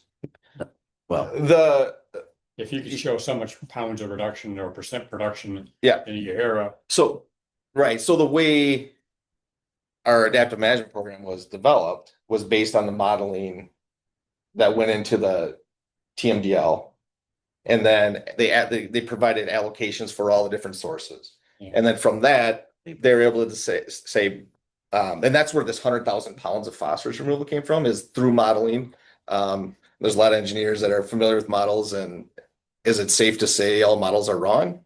Or they're not 100% right? So as long as the inputs on all of those things are, I guess my point is, what I'm trying to say is that, yes, the model says we need to remove about 100,000 pounds in the watershed, and that would, yes, well, as soon as we get to 100,000 pounds, right now we're working our way up, and once we're there, maintaining that. right. and But the that would- idea is that- that would then relieve Madison Met from doing further treatment. That would relieve Madison Met from building $240 million of additional treatment. It would save the city of Middleton from, and I'll show these later, building more urban runoff controls. It would say in all municipalities, because if we were to go and build treatment ourselves, that would mean city of Middleton would have to go and figure out their solution to meeting the required reductions on their own, just like all the other municipalities. And let me just add, I know this is gonna be a long discussion, even if Madison Met did that, spent all the money, got that number, well, now the water at Badfish Creek downstream of all of our lakes is the cleanest water ever, which it already is, but the lakes don't get any benefit at all. Cause that water is not going into the lake, it's going into the stream, downstream from all the lakes, which is. That's my next slide. Oh, okay. I've done this. Well, it looks like my work is done here.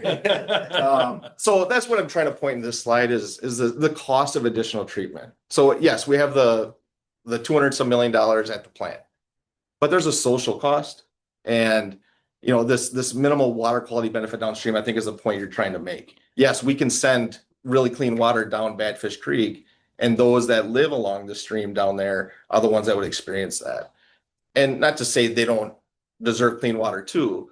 You know, the high cost, low public benefit, that's, you know, so that's the point you're trying to make, the high cost, low public benefit. Fewer people experience that clean water because it would go down our discharge, out Badfish Creek, down into the Hare River, and then down the way. But it's still, okay, it still means that the Madison Lakes and the Hare River upstream and Pheasant Branch Creek don't meet their TMDL numbers. And so they're still in violation of the water quality standard. So there's a regulatory aspect to it also. Yeah. Let's- And so the first bullet there, and I apologize for the confusion, you know, that minimum water quality benefit downstream, what we're trying to say there is that phosphorus by itself isn't an unsafe pollutant, like phosphorus in itself. It's as we know, the algae, algal blooms, the blue-green algae, and the water quality issues it creates in lake systems and stuff like that is what the point there is, this.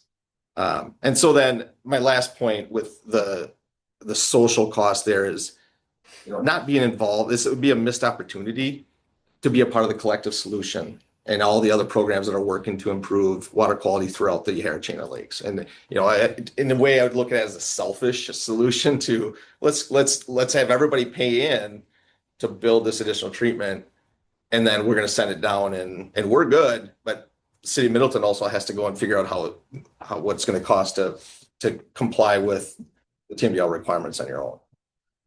So that's the social cost of that additional treatment. So in the end, that's how we get to the decision for adaptive management. There are other alternative compliance options that the DNR developed, trading, and some other things.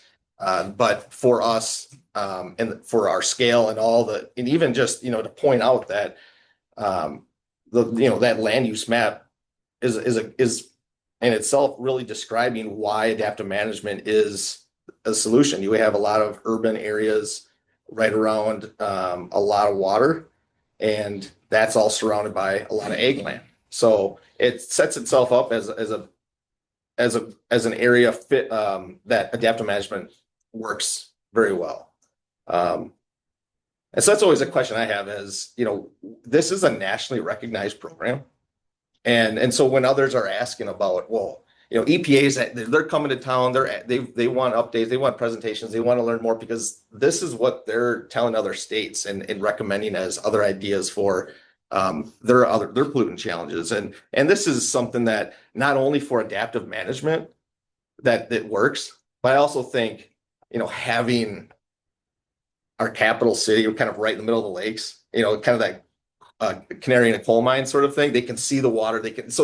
I think that legislatively it helps to some of those decisions make. I guess I'm kind of putting on my DNR hat and experience of working on policy things back in the day is something there. But so, as other states and other state agencies are asking about adaptive management and want to know more about how it works, why it works here, I think how the land use, a lot of urban areas surrounded by a lot of agriculture sets itself up to be that successful program. We can skip a couple slides here. I've kind of covered all that. So what did we do in 24? Oh yeah, go back right there. Yep. So what's our results from 24? Again, so we've achieved our, or we went beyond our 2024 goal of phosphorus reductions. We're almost at 60,000 pounds. The graph on the right is really showing this ramp up. And so each year it gets tougher and tougher to meet those goals. So it is cumulative. And so as we get to our final goal at the end, that's where the 100,000 pounds per year, it needs to be met. We're not there. And it by design is allowing this ramp up to work towards there. And then once we're there, maintaining that total reduction, and by modeling and everything else, it's magically going to show the water quality and is meeting the standard. So we won't know that for a while, but these are our goals, and we're measured by meeting our reduction goals. And so we're on track. We exceeded our 2024 goals, and then we're currently ahead of our 2020 next year's goals, assuming all the practices stay in place. But that's a good thing. These are model numbers, 59,000. Correct. So Not stunned because they're last month they made a Oh, yeah? presentation and It's a big part of this. The data shows that really there's very little reduction taking place for the past 9 years into the lake. But we got climate changes, a whole bunch of other things taking place too. Yes, and that's been his. So we rely on Todd and the USGS for a lot of our monitoring work, and that's one area we want to improve on is ensuring that we have our monitoring program in place, that we're collecting the right data in the right areas to make informed decisions going forward. Todd's presentation each December at our December quarterly meeting is well received, and it's people are asking about, people are interested in hearing about that presentation. So people tune in, and one of the things that, I didn't include any graphs, but if I did, you would see that recent years is showing this from different stations from this area, USGS stations, that overall phosphorus, in-stream phosphorus concentration is they're all trending down and leveling off, which in itself is a good thing. The reasons behind that, and I don't know if that question was asked while Todd was here, or if that was, but we've had a lot of dry seasons, so that plays in, the weather, less rain, those are things, but no doubt, we're seeing a decreasing trend in stream phosphorus concentrations in the So the area. goal is 100,000 reduction based on models, but the stream is 0.075. So what's the criteria for Madison not having to expand their facility? Is it 100,000 or 0.075? Because you're gonna meet the 100,000 probably, Yeah, but like Jim said. yeah, if we don't get, if it doesn't, 0.075. if it doesn't translate in stream, Yeah. what do we do? Yeah, We don't have that answer yet. Oh. What the rules say is after 20 years of the an adaptive management program, if we're not there, if we haven't met in-stream water quality, we're not off the hook. Yeah, we're gonna do. So we could look at several things. One would be transitioning to a more of a water quality trading situation. So instead of having our major implementing partners like Yahara Pride Farms and Dane County are our two primary our main implementing partners, we may be looking at doing something one-on-one with farmers or other entities that have a project that we can come to an agreement with, and then it'd be more like one-to-one type trading agreements. So instead of having these agreements with our implementing partners, given the money, so the money that comes in from our municipalities, we pool those resources, we distribute to our implementing partners, and then they work in the watershed, and that's where the modeling of phosphorus reduction comes from. If after 20 years, adaptive management doesn't show we've met in-stream water quality, we need to transition to something else. And one of those options is a trading type situation. So we would hopefully still have a lot of our practices in place, and then it would be more looking at one-to-one type agreements for trades. And then though, again, that's all going to be modeled to calculate what that phosphorus reduction would be. Why is the trading only an option if after 20 years, the rest isn't working? Why isn't that? It's not. It can be an option. And so that's where I kind of mentioned earlier is that there's other compliance options for this phosphorus rule. And so adaptive management is one that is appealing because it allows more time to figure things out. It also, for us and the landscape, the watershed, in all the information I showed, that's what's supporting that decision why adaptive management was chosen for our program. I mean, imagine trying to come up with 100,000 pounds in this size of watershed, one-on-one trades with all these landowners, primarily agricultural land, and so we don't have the horsepower to really get into that kind of a compliance option. I was just gonna say, some of the other wastewater plants, other municipalities with wastewater have actually purchased farmland and taken it out of production and put it into prairie. And that counts for a trade in a pollution of phosphorus reduction. So on some scale, it's done in other parts. This is a whole different level of scale of effort to try and do that, but Yeah. we're kind of doing it in Dane County by urbanizing it, Yeah. just taking the cost. unfortunately, we put down more phosphorus on our urban lands than we do in our rural lands sometimes, so. Yeah, this is a question that, they hear Pride Farms, which is meeting right now over in, Bangor, Lake, bank here in Middleton, we always meet. But they're asking that question, as development's going, how is that going to impact their land that's available, storing water in the watershed? CARPC is involved. They're asking those questions, provide those analyses. And I'll talk a little bit more about some of the analyses that we're doing internally and asking those similar questions. What if this ag land goes away? then what does that mean that a neighborhood was put in? And those practices to control runoff now is different. And so how do we adjust? Because our requirements are based on old data. In the late 90s is the land use data that was used to develop these models and calculate reductions. And so we all know how much this watershed has changed since the late 90s. And so if they're telling us we need to find X amount of pounds of non-point source runoff, and a lot of the ag land's been developed and it's not non-point source runoff anymore, it's more considered a point source urban type situation, there'll be some conversations, I think, then with DNR on how do we adjust. But I asked Todd the question, like in Dane County, how many cows, have we an increased number of cows in the past 10 years? Since cows are the main culprit of phosphorus and manure and runoff, have the number of cows increased also during that period of time? I guess I don't know for sure in this area or Dane County.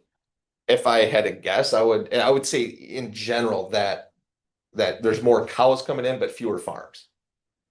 But cows are Yeah, so larger farms are more concentrated. Yep, and those are the permitted entities, buying up some of the land that, in smaller farms, can't compete. And that's a real situation for agriculture statewide and probably other parts of the. So it makes it harder to meet our requirement if the number of cows units is increasing during that same period of time. Potentially. It could, at the same time, larger operations also have more requirements and ability to control handling of the manure, how it's land applied, and other things. So yes, I've heard just the opposite of that. So a family farm with fewer cows doesn't have the same problems with spreading manure. And besides, number one, they used to pasture them, so you didn't have concentrated manure. Like we have potentially, because a lot of those pastures turn into feedlots. No, yeah. Yeah. So yes, there's a lot of question there about what that would mean for as agriculture. But no one's looked at that. What's The that? question was In terms of how many cows, I Yeah. do not know that number. Yeah. How the head or the number of animal units has changed Yeah. in the area, but watershed wise, upper part of the watershed is more livestock, milk production type of agriculture. Lower part of the watershed is more row crop, cash crop type, and less livestock operations. So even with so it's not all dairy. Some aren't dealing in manure.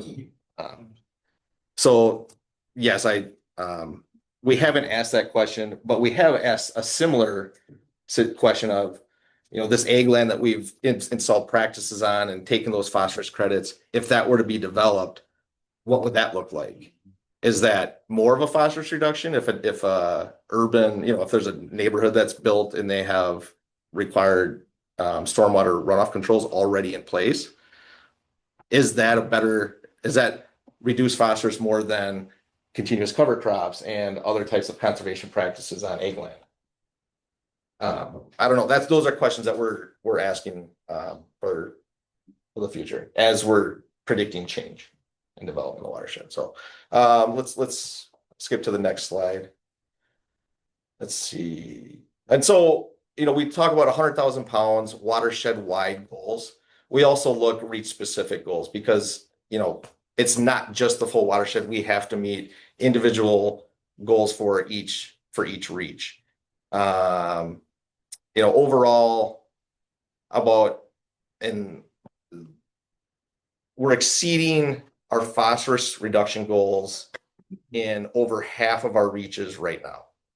Some of the reaches that we're already exceeding by the amount that we need to exceed at the end of the adaptive management program, assuming all these practices stay in place. The areas that we're really focusing on is this area, that reach in the upper part of the watershed, reach 64.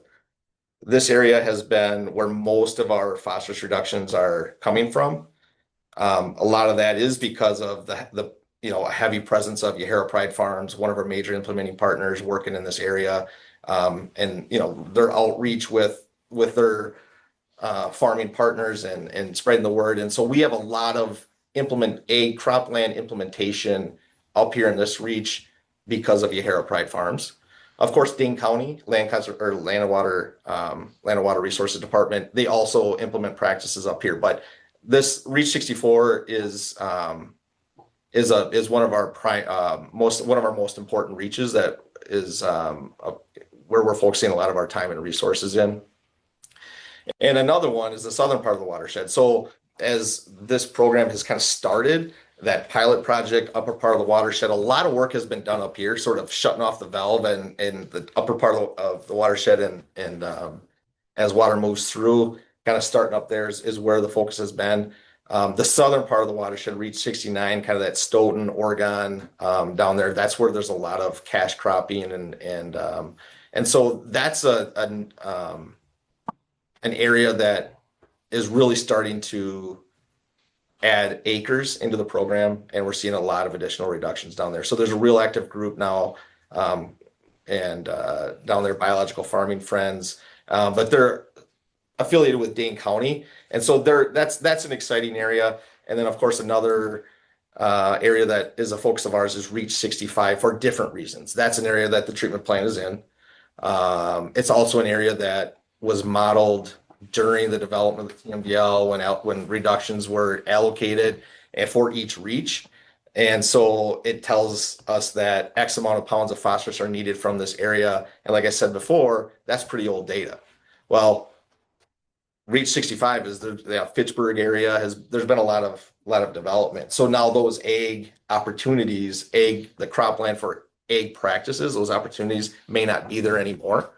So that's a challenge for us, is finding how are we going to achieve those phosphorus reductions if there's not the ag land there that was originally modeled.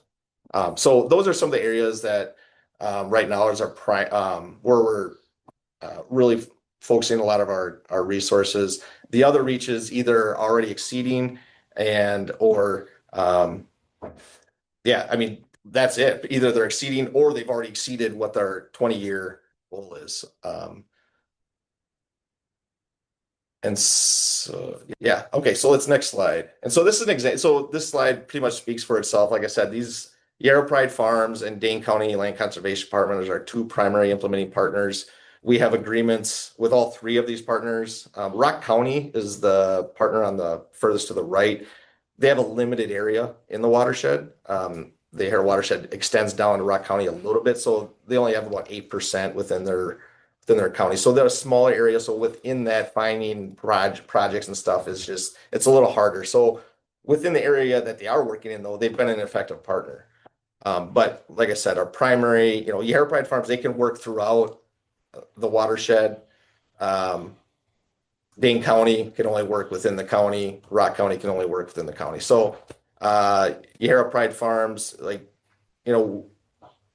resources go to them each year. They implement practices. Last year, over 33,000 pounds came from Yahara Pride Farms cost share program.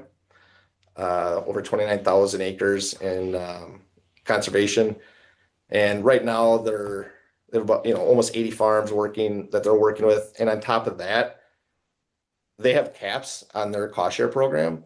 And so a lot of the farmers that they work with are going beyond that and putting their own resources in. And so that's leveraging additional resources, and it's almost matching the amount that we give to Yahara Pride Farms each year. Similar, Dane County, a lot of phosphorus reduction.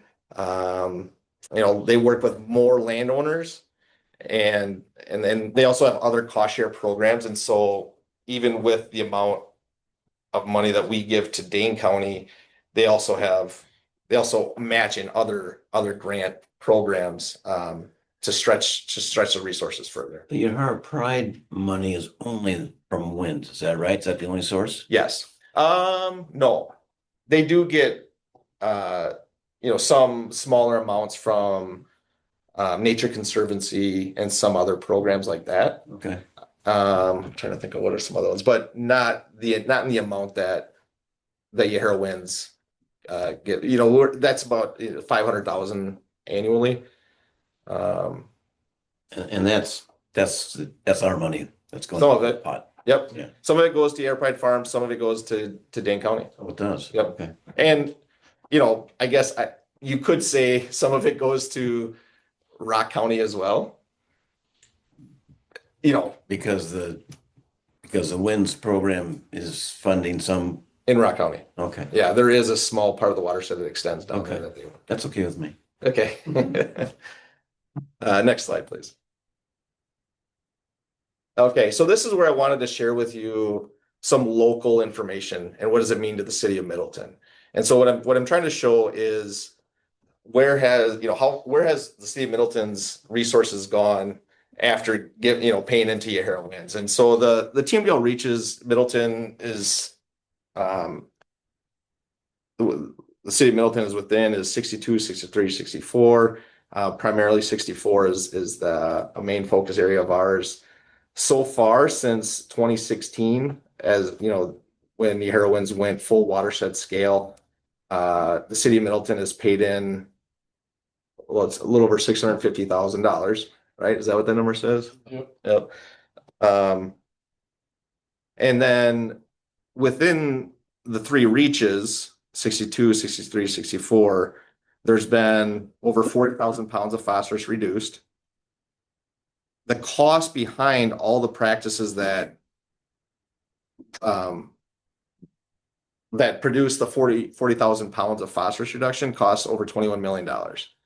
And so if you think about cover crops, we pay for them, they go in, right? And then the next year we pay for them again. So there's a lot of that, and there's other more expensive practices that Dane County has paid for. Manure storages are expensive, other types of brick and mortar type practices other than cropland practices tend to be bigger ticket items. And so that elevates that implementation cost quite a bit. But the majority of our practices that we implement are on the cropland, usually at about $50 per. If you think about 1 pound of phosphorus of runoff per acre of cover crops is reduced, then you can think about $50 per acre of cover crop costs implemented. And then the majority of the practices are cover crops, but we also there's a lot of fencing and then other livestock facilities, like I said, manure storages, stuff like that, filter strips, runoff diversions. So those are production site type practices. And like I said, manure storage and stuff. So that's just an example of, how far, it's the cost of implementation is a lot more than what's been paid. So think of it as those dollars have gone a lot further than you think. And then also to add more information is I use this as an example of the different compliance options. And I talked earlier about the tertiary treatment or the additional treatment that would occur at Madison Metropolitan Sewer District if we decided to go about this ourselves. And so that's where you get into meeting the water quality standards, the $200 and some million to build an annual cost to maintain that additional treatment. And then what that means is a 27% rate increase to our our member communities. That was an expensive option, and that's ultimately why we decided not to go down that. So then the next step would be, okay, what if the city of Middleton or other municipalities said, you know what, we don't want to participate in your heroines, we're going to go about this ourselves. So I try to build this scenario that is based as close as I can to what I calculated as the amount of pounds Middleton would need to reduce to meet the TMDL requirements. So at about 500 pounds of phosphorus from the city of Middleton, that anticipated cost is about $7 million. And that's tied to different urban practices, a combination of those, that break out to the numbers described there. Wet retention ponds, if you think about a cover crops costing $50 a pound, and now we can see where what's a more cost-effective approach. So I just want to show, this breakdown, and then of course the cost of your heroines. So 100,000 pounds of phosphorus. The total cost we anticipate from the city of Middleton over 20 years is a little over $1.3 million. At the current annual cost that you pay in, total watershed cost is about $30 million. So if you think about our annual budget is about 1.5 million times 20 years. That's how we get to that 30 million total cost. Now that's just what's going out the door. There's a lot of other leveraged resources that go into this as well.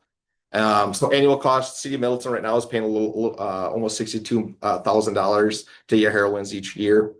And so I just wanted to illustrate sort of the differences here. And, you know, like I said, is leave you with this ask of, please stay involved with your heroines. Please continue being a partner of us, with us so that we can continue this, cost-effective program, that everybody benefits from. Is there any questions about that slide? Well, one thing is, we're already running data stations ourselves that aren't part of that, but they're using our data, and we're contributing money to help pay for 3 other data stations or 4. I wonder why Todd asked this question the other Yeah, day, yeah. a couple of weeks ago. That was it. Yeah. A little discount on that. So here Yeah. in North Fork, the North Fork and the Parliament Street would be included in the program. Since we're helping pay for other ones. Yeah, you know, we would have to have talk about that. I don't have a good answer for you right now on what's fair in terms of those resources committed in all the additional flow gauging and stuff, those parts that the city is paying for. But we heard it from Todd. He brought that question up. Yeah. And so that must have come from the last when he was here. So Rich and I talked with Todd and we kind of had that preliminary conversation. okay. And you don't take into account the amount of phosphorus that we're down, like our confidence pine reduces a lot of phosphorus every year. You don't even take that into account in your. Program. Yes, it is, I believe, if I understand. What do you, I didn't understand. Our that. confidence pond is very good at trapping sediment and phosphorus. So we have an annual reduction of how many pounds? 30,000 pounds a year. That number, 61,000. Anyway, significant number, that doesn't even include it in your, Right. because it's not part of the model. Yeah, I would, It's not part of the model. Warren, yeah, time out. We do get credit for the amount of practices that the city installs and maintains for phosphorus reduction model numbers. So that does get discounted from the bill that gets sent to us from. Yeah, 66,000, it gets, yeah, okay. That 61,000 or 61,900 does account, I believe, if I'm right. I don't know the equation off the top of my head, but I believe there is an equation of. it's a really complicated Yeah. equation that Dave Taylor, who worked at the district, Yeah. And was sort of the creator of this. And so the costs that were assigned to municipalities is based on the difference between what the model said municipalities and others are discharging, and the difference between what their allocation is. And so, and then that's multiplied by about $50. And that probably Per is pound. updating, but nonetheless, Yes. I'm just trying to say Yeah, okay, that there is some accounting for that. okay. And so whether or not the modeling back then accounted for that urban, Confluence fund. the confluence fund or the stormwater control, also understand, and so I don't know if it did. I'm assuming if it was there, it should have been. It's real close to our annual one. And so the other thing to add to that is other municipalities that have updated practices or installed additional practices and and have updated their urban models. They're able, if they show us the work and can show that, hey, this new, these additional practices, urban practices that we've installed has reduced the amount of phosphorus that we've discharged compared to what was assigned to us at the start. We take that and we adjust your cost. And we've done that for City of Stoughton and several others, and several municipalities have come back and what we're saying, and basically what you're saying is that we've already done something. We don't need to keep paying more because it's based on what's been your model discharge and what the allocation is of where we need to get amount of phosphorus we need to reduce to meet by modeling water quality standards. And so if you're already have updated the modeling, added practices, and can show additional reductions have been made since the start of this, we take that information and then we adjust the cost that you pay to your heroines accordingly. To what the new number, or what, based on what the new discharge is. Because, you know, I think there was a lot of gaps in what the model showed early on compared to what's actually going on in the MS4 areas. So my last slide here is just kind of giving this, where are we going? You know, we're still working with Todd. We rely on USGS to ensure that we have the right data collected at the right places, to have the, to make, so that we can show ideally the in-stream reductions over time.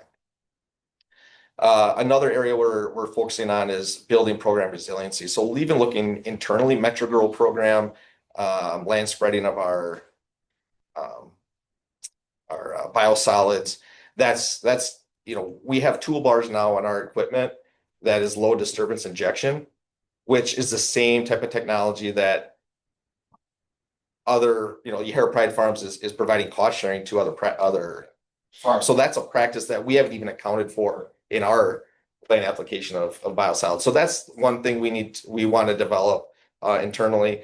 This new local partners. So we're always looking for new partners that might have innovative ideas for reductions. And one of these is around carbon credits. So that's a hot topic in the ag community these days.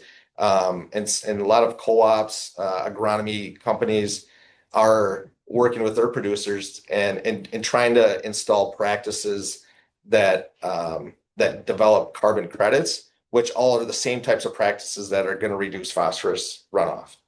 And so they can get paid through the carbon markets. It's a volunteer market. And so that would be an example of another local partner that may develop into a way to get additional practices on the ground that producers may be able to benefit from that carbon from the carbon market.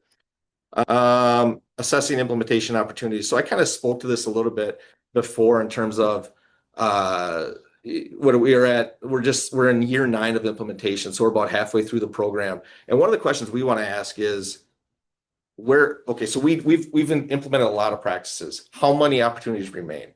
So we're talking with some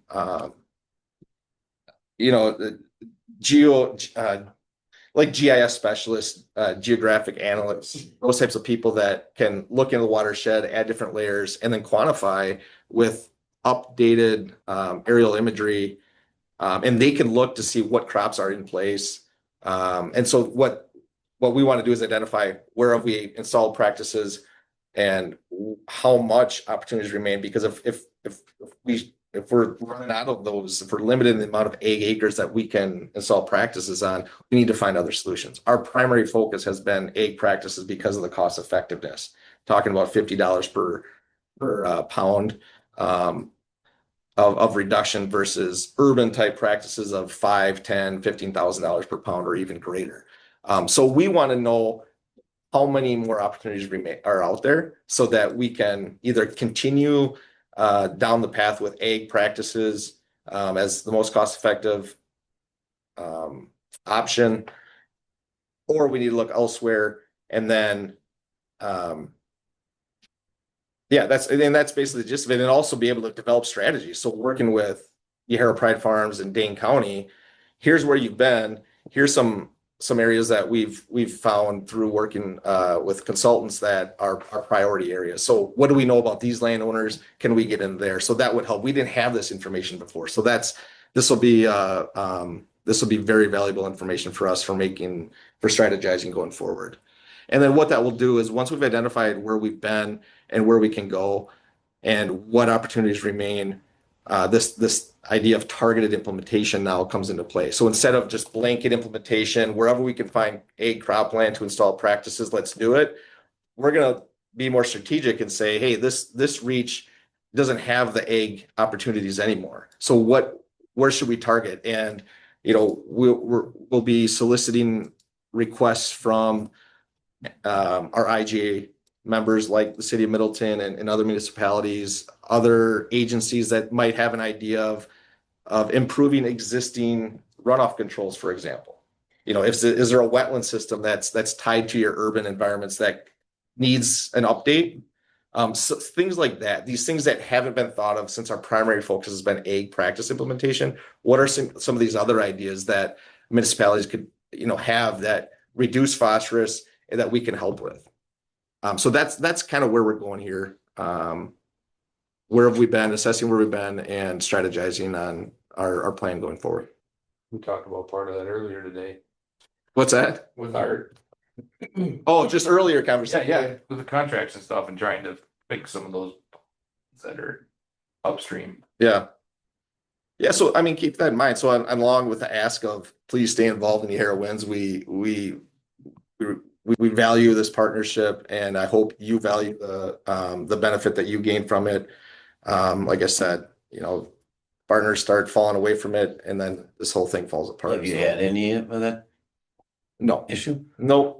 I mean, because We've had questions. Don't get me wrong. We've had some communities that are asking questions like, why do we have to keep paying this? Yeah. Those sorts of things. but I think we all understand that if we decide not to do that, then we are on the hook for the 500 pounds of phosphorus at who knows what, 50,000 a pound, 100,000 a Doing pound. it ourselves is We gotta do it. close to impossible. And that's not something we wanna No. don't dive into. And so beyond being here to ask to stay involved, more importantly, just wanted to check in with our partners after almost 10 years at a midway point and provide information that you all do because of your partnership and informing our partners on the status of the project. I think I'll leave it there. I kind of went over a lot there. So if there are any questions, feel free. Questions for Mike? How many of these have you done? How many more you gotta go? Are you the only one We've- doing this? Yes. We've prioritized our bigger partners, our bigger in terms of scale, area, but also those are probably more questions about why do we have to keep paying $62,000 a year? The bigger payments kind of thing there might be more questions, and that's why that's kind of been a priority. Okay. But this has been an important area for us. It's been, in a way, the start of the program was in this area, and City of Middleton has been a great partner with us, and it's so part of our priority areas that we want to communicate with. At the same time, so we've met with Stoughton, and then we're also looking to meet with Wanakee here and Fitchburg and some of these other larger entities. And no doubt, smaller communities that have interest in that, we'll be offering those to them too. So as many that are interested, we'll be meeting with. Perfect. Thank you. Thank you. Appreciate you coming out. Yeah, thank you for having me. And I'll leave these here. And like I said, Kathy also, and I didn't bring enough for everybody. These are also on our website under the annual report section. So you can always find that there if you don't want to have a hard copy. Happy to mail one too. So thank you so much for your time. One of the things Kathy's promoting more. Yep. These are from the pollution prevention program. Thank you. And I think the words that she I think this idea of the blending valves was from this area or something. Yeah. So she thought it was The important. Sustainability Committee has been working on it. Yeah, so she stopped by today and said, hey, please drop these off with y'all. So thank you so much for having me. And any questions, obviously reach out. My information's on the website and on the. So, thank you so much. Thanks, Mike. Thank you. Appreciate it. Okay, let's move along. And a few more items yet to cover. Pheasant Crossing Development overview only. Got some plans and documents here, but So I guess what I would say before we start talking about this, I want to avoid any specific discussion on the plan for stormwater management plan and keep it more as a general, how the city performs erosion control, how the plan review process works, things of that nature, using this as an example. Okay. Since it is already. Mhm. If I could just kind of sum up why this is on the agenda, it's because the issue was why so much land disturbance east of High Road is taking place if phase one only covered construction on the west side of High Road. And so I appreciate you sharing the documents. I went back through and looked at not quite the 890 pages that you sent. I mean, I did look at it all, but not closely, but I see that sheet 4.5 has a note about 70,000 cubic yards of fill to be placed in this area. It's a tiny note. I certainly missed it. And of course, this area isn't really defined. And so it doesn't explain that this area is a large area, and it also, like, I wouldn't call what they're doing stockpiling because they're clearly moving it around and, yeah. Yeah, so that's something, you know, I guess we could talk about, but I also wondered if the temporary sediment basin on sheet 4.7 has been constructed, and also what about the silt fence on 4.9? So what I will say regarding that is that we have Dane County does all of our erosion control. Can I just back up, Luke? I want to make sure people understand. And maybe I'm just repeating the obvious. When we review stormwater management plans in this commission, we're looking at post-development requirements to meet the ordinance. Well, in other words, when the place is developed and established, there's certain criteria that's supposed to be met for post-development. To my knowledge, we don't look at erosion control plans, construction phase erosion control plans very much, if at all, to my memory. Public Works does. See, excuse me? Public Works does. Oh, absolutely, but the commission, I just want to be clear, Does. the commission, we don't usually talk about erosion control plans, and those are two different things. Yeah. So, okay, I just want to establish that as we Yes. go. Just as a general process for erosion control in specific, these go through Dane County Land and Water as well. So they, on their side, Elliot Mergen, he reviews those. He'll give us a memo saying these meet the city specs, these meet all the applicable regulations, they're okay for issuance. During construction, there's another Dane County employee who does our, I think, weekly inspections out at every active construction site. So if there is an issue on any of the sites, she will include me, or at least, you know, someone from the Public Works Department on an email to the developer or the contractor, whoever's out there, to get the situation rectified. So if there ever is an issue where silt fence isn't put up, for example, or a sediment basin isn't built to spec, she would reach out, and she's on top of that stuff pretty well. We don't go and do those inspections. Do our building inspectors, since they're out on these areas, kind of regularly look for issues with silt fence getting, you know, run over by the concrete? I mean, you see that all the time, and there are these huge problems, and developers are not looking at it, and certainly the people who caused the problem don't care. So we need to be monitoring this as much as possible. Yeah, so when it's at the mass grading stage like this, building inspection doesn't touch it. Right. When it comes down to those individual lots, then that's where it kind of gets handed over to building inspection. At least that's been my Yep. previous experience. Transitions does weekly review. Yeah, no, I Reports to the city. Yeah, it just, I mean, so that's where it turns into more of a building inspection issue. right. I understand that. I just wanted to check on that because that was an issue that I've seen a lot of. I used to do erosion control inspections in Verona all the time, and yeah, any subdivision, it just happens. Oh, Bruce around there. It's like they don't care. But I guess to go back to my question, Luke, so you're saying you have not heard from the Dane County inspector that these facilities and the fence, that they are not up? So the assumption is they are? Yes. Okay. So I have seen, I think, maybe one or two emails from Casey, she's the Dane County representative, instructing silt fence to get put up in certain areas, different things like that. Okay. So she's in pretty constant communication with contractors. Okay. Are they, when the developer contractor designs erosion control, construction site erosion control measures like the ponds. I don't know the answers. I should know the answer to this. What design storms are they designed to? So there are technical standards from the DNR. Right? If I had to I believe it's the 2-year storm. Is what like a sediment basin is designed to, mainly because it's a temporary structure. Which means that rainfall, I can't remember, is that like 2.5 inches over 24 hours, maybe something in that range? So yeah, they're not designed up to the standard of an actual wet pond or a permanent Right. facility. So what I'm trying to say is, and this is the fault of the standards then, that the pond might be designed just like it's supposed to be to handle certain rainfall at a certain intensity.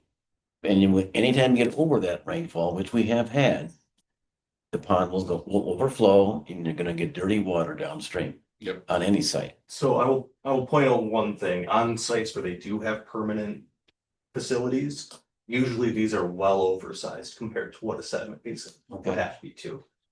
They usually either dig them out a foot or two deep. Because they're kind of making a footprint to start with. They're building the pond and then using that as their erosion control device. So generally, these are all oversized. Meaning probably holding a 10-year. 24. Probably holding even more than that almost. I mean, they probably have an extra foot or two of storage in them than how they're designed currently, without the impervious area. Yeah. It's increased on. And once they've, yeah, okay. I mean, obviously there's a lot of activity going on, so very visible. People are driving those roads. They see, this muddy water going down the road, and it's not a good thing. I don't know how you prevent that from ever happening. Yeah, I guess in my opinion, in my experience, you can't, it's very much mitigating the impact than preventing it. There's silt fence isn't designed to handle a 200-year storm event. If you get that, it's gonna get blown out. It just kind of is what it is, and there's not much we can do at that point, considering it is such a temporary condition. I think there was another question about having this entire thing under one permit, considering it's on two sides of the road. From the department standpoint, it doesn't really make a difference. It's almost easier to track for us if it's all considered the same project. Rather than trying to think of them as two completely separate sites. This one is different because it's across the road. It has a different optic to it.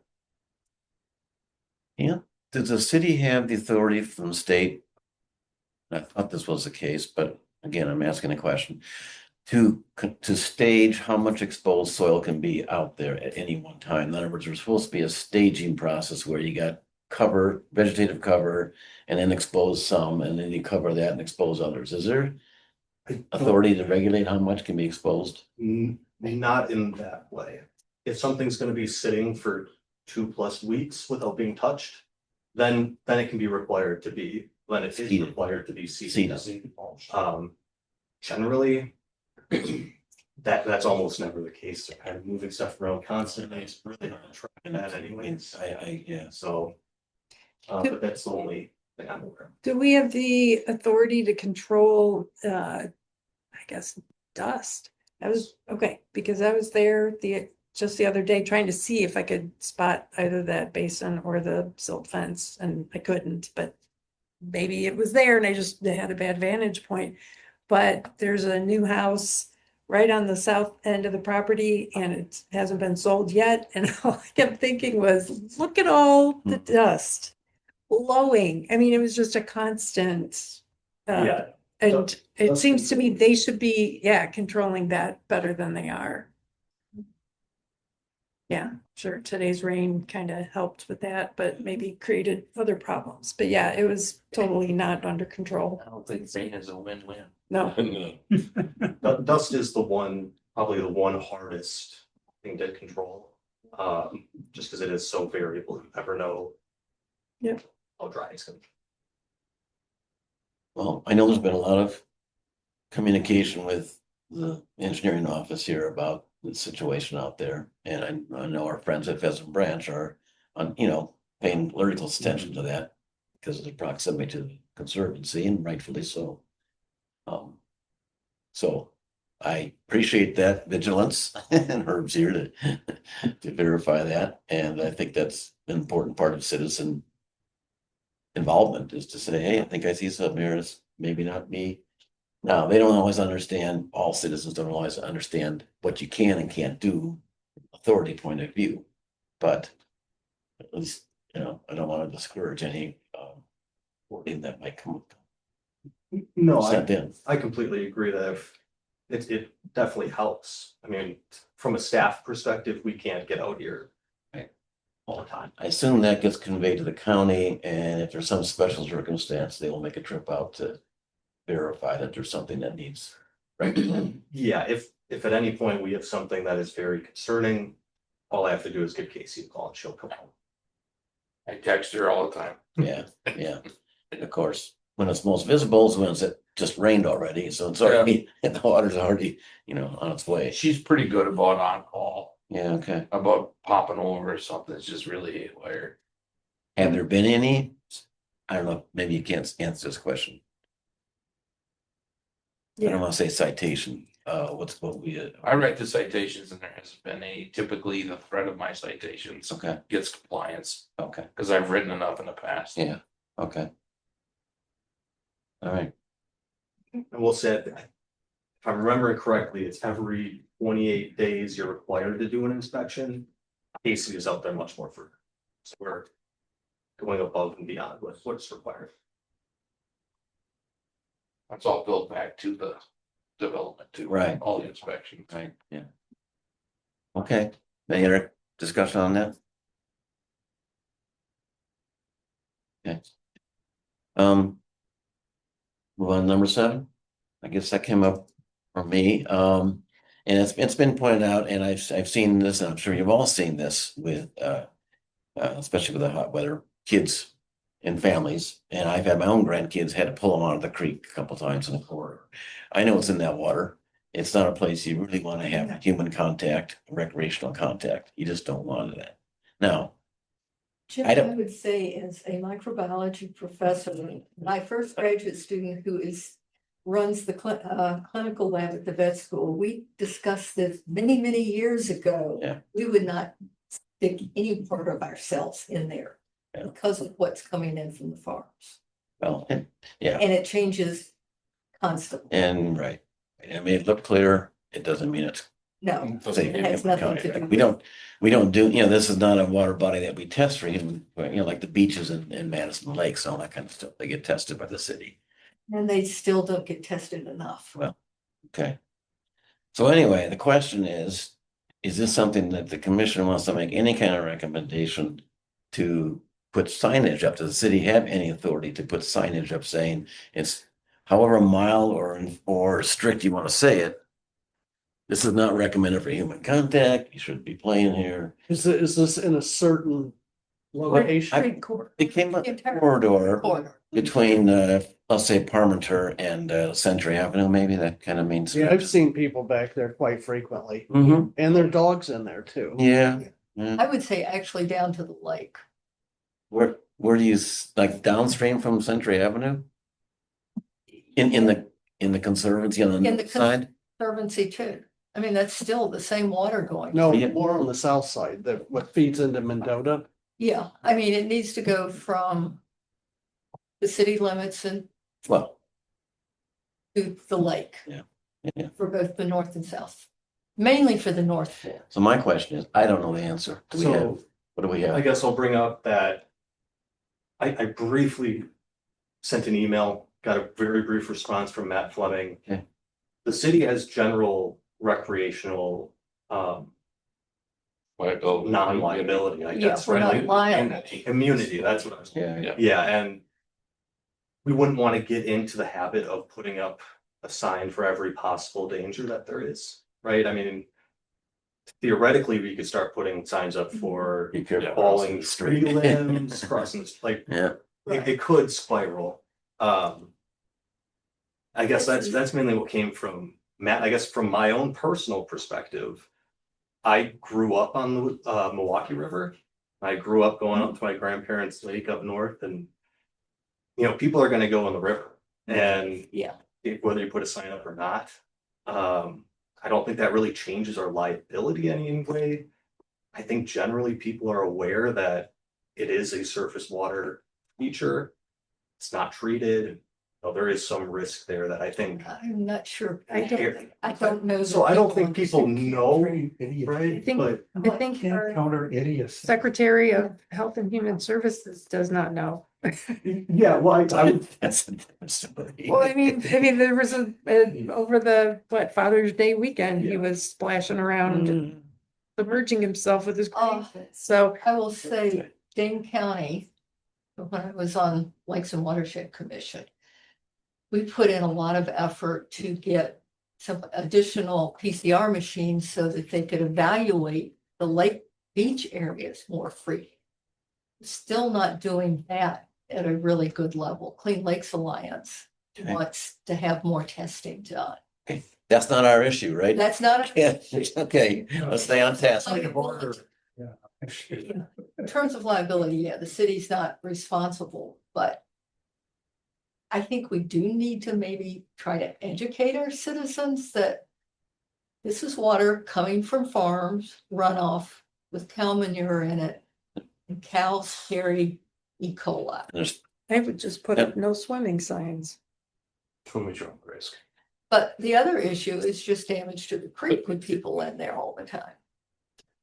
Let's put a fence around every body of water. No, we don't want to do that either. So the, I've been back there for 20 some years, and sometimes there's people in there that, especially when it's portrait time, the high school, that Oh, they're taking portraits, and there's a couple of things. So I've tested it many times. I have the whole Lavafote set up with cameras and photos, and I would test it and test the water, or what are you saying? it's for protozoa, and and I dark field face contrast and bright field capability. So you could, look at it live, and I would bring it into work quite a bit because I had the setup at work. So I worked in pharmaceuticals, I had it in my office, and people wanted to see this. And it's pretty nasty. So just from the amoeboid point of view, there's deadly organisms in there from the bacteria. You have deer in there. You have raccoons, beavers now. There's a whole beaver colony. Yeah. So that's pretty interesting.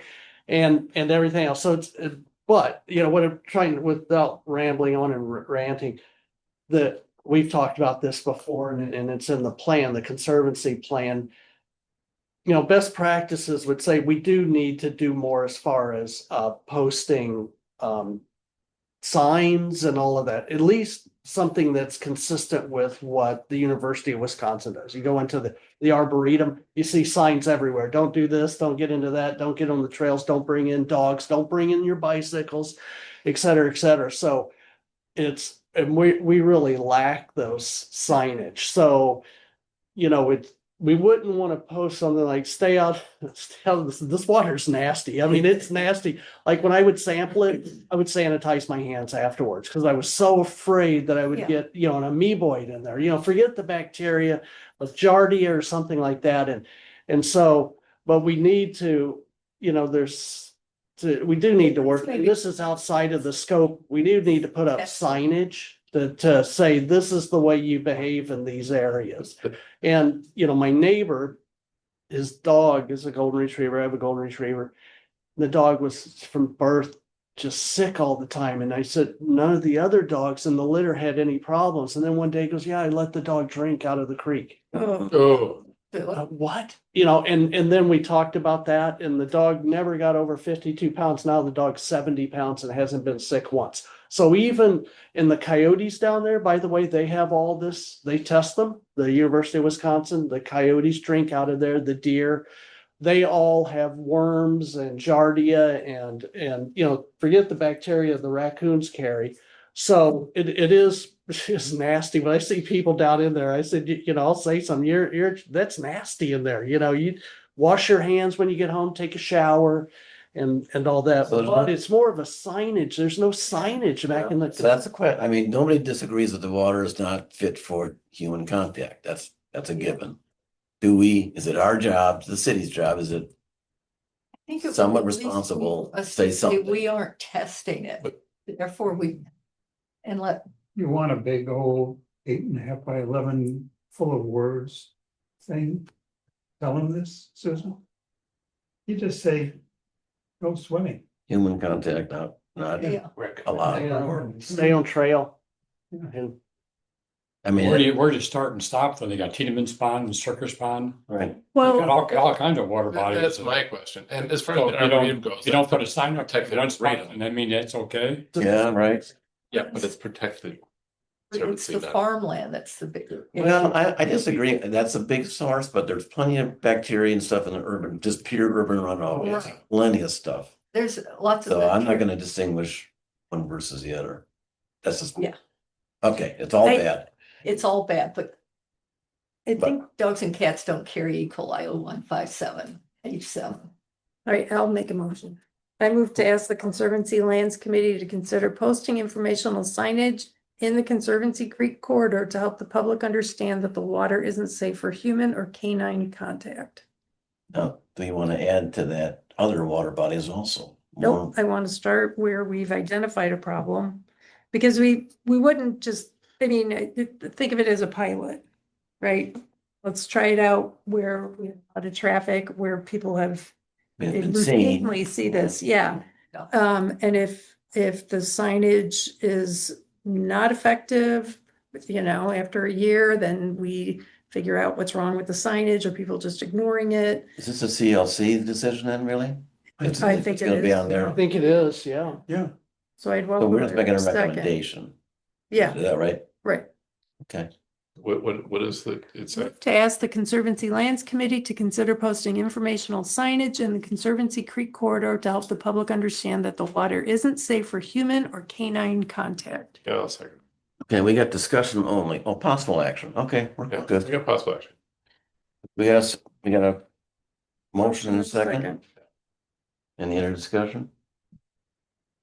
No, CLC can do it. Yeah. I can. Yeah. More information. Okay. CLC on. All in favor? Water sample. Aye. Oh, Wait, I think you have to start looking at where you're gonna, with signage and how much it's gonna It's a cost. problem, not ours. Yeah, I know. no, Yeah. yeah, now it's not our problem now. Saying, this We're done. Nothing to CLC look. All right, we'll have a discussion on budget, 2026 budget. That's last 3 pages of the handout. You want to go down to 968 or so if you want. So just to note that there were a few minor updates that I made from the original agenda posting. Some of the equations weren't quite right, so some of the dollar amounts might be a little different. We also did add in 2 stormwater crew member positions.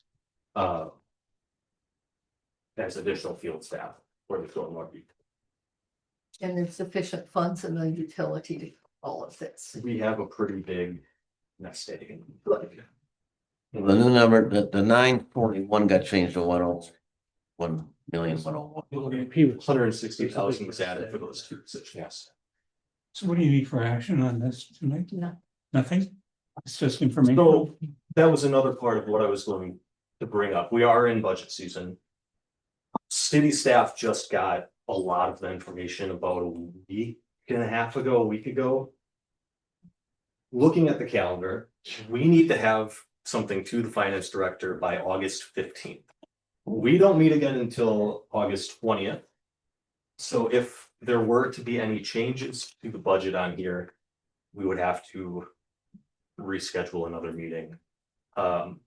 Rich and I are both out the week of the 11th in August. What?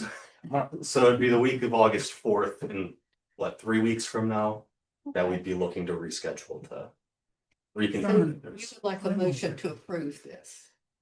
Well, if there is a motion to approve, then, we will finalize, clean things up on our end. All the dollar amounts will be the same. If that's the finance director. So anyway, comments, we would incorporate those. It looks very reasonable to me, and since we're under what's been brought in. I mean, the projects all look like responsible projects. I'll note that they're pretty much the same as the previous 10-year. Yeah, Mhm. and it's stuff that all needs to be done. Not seeing anything extravagant. What are the,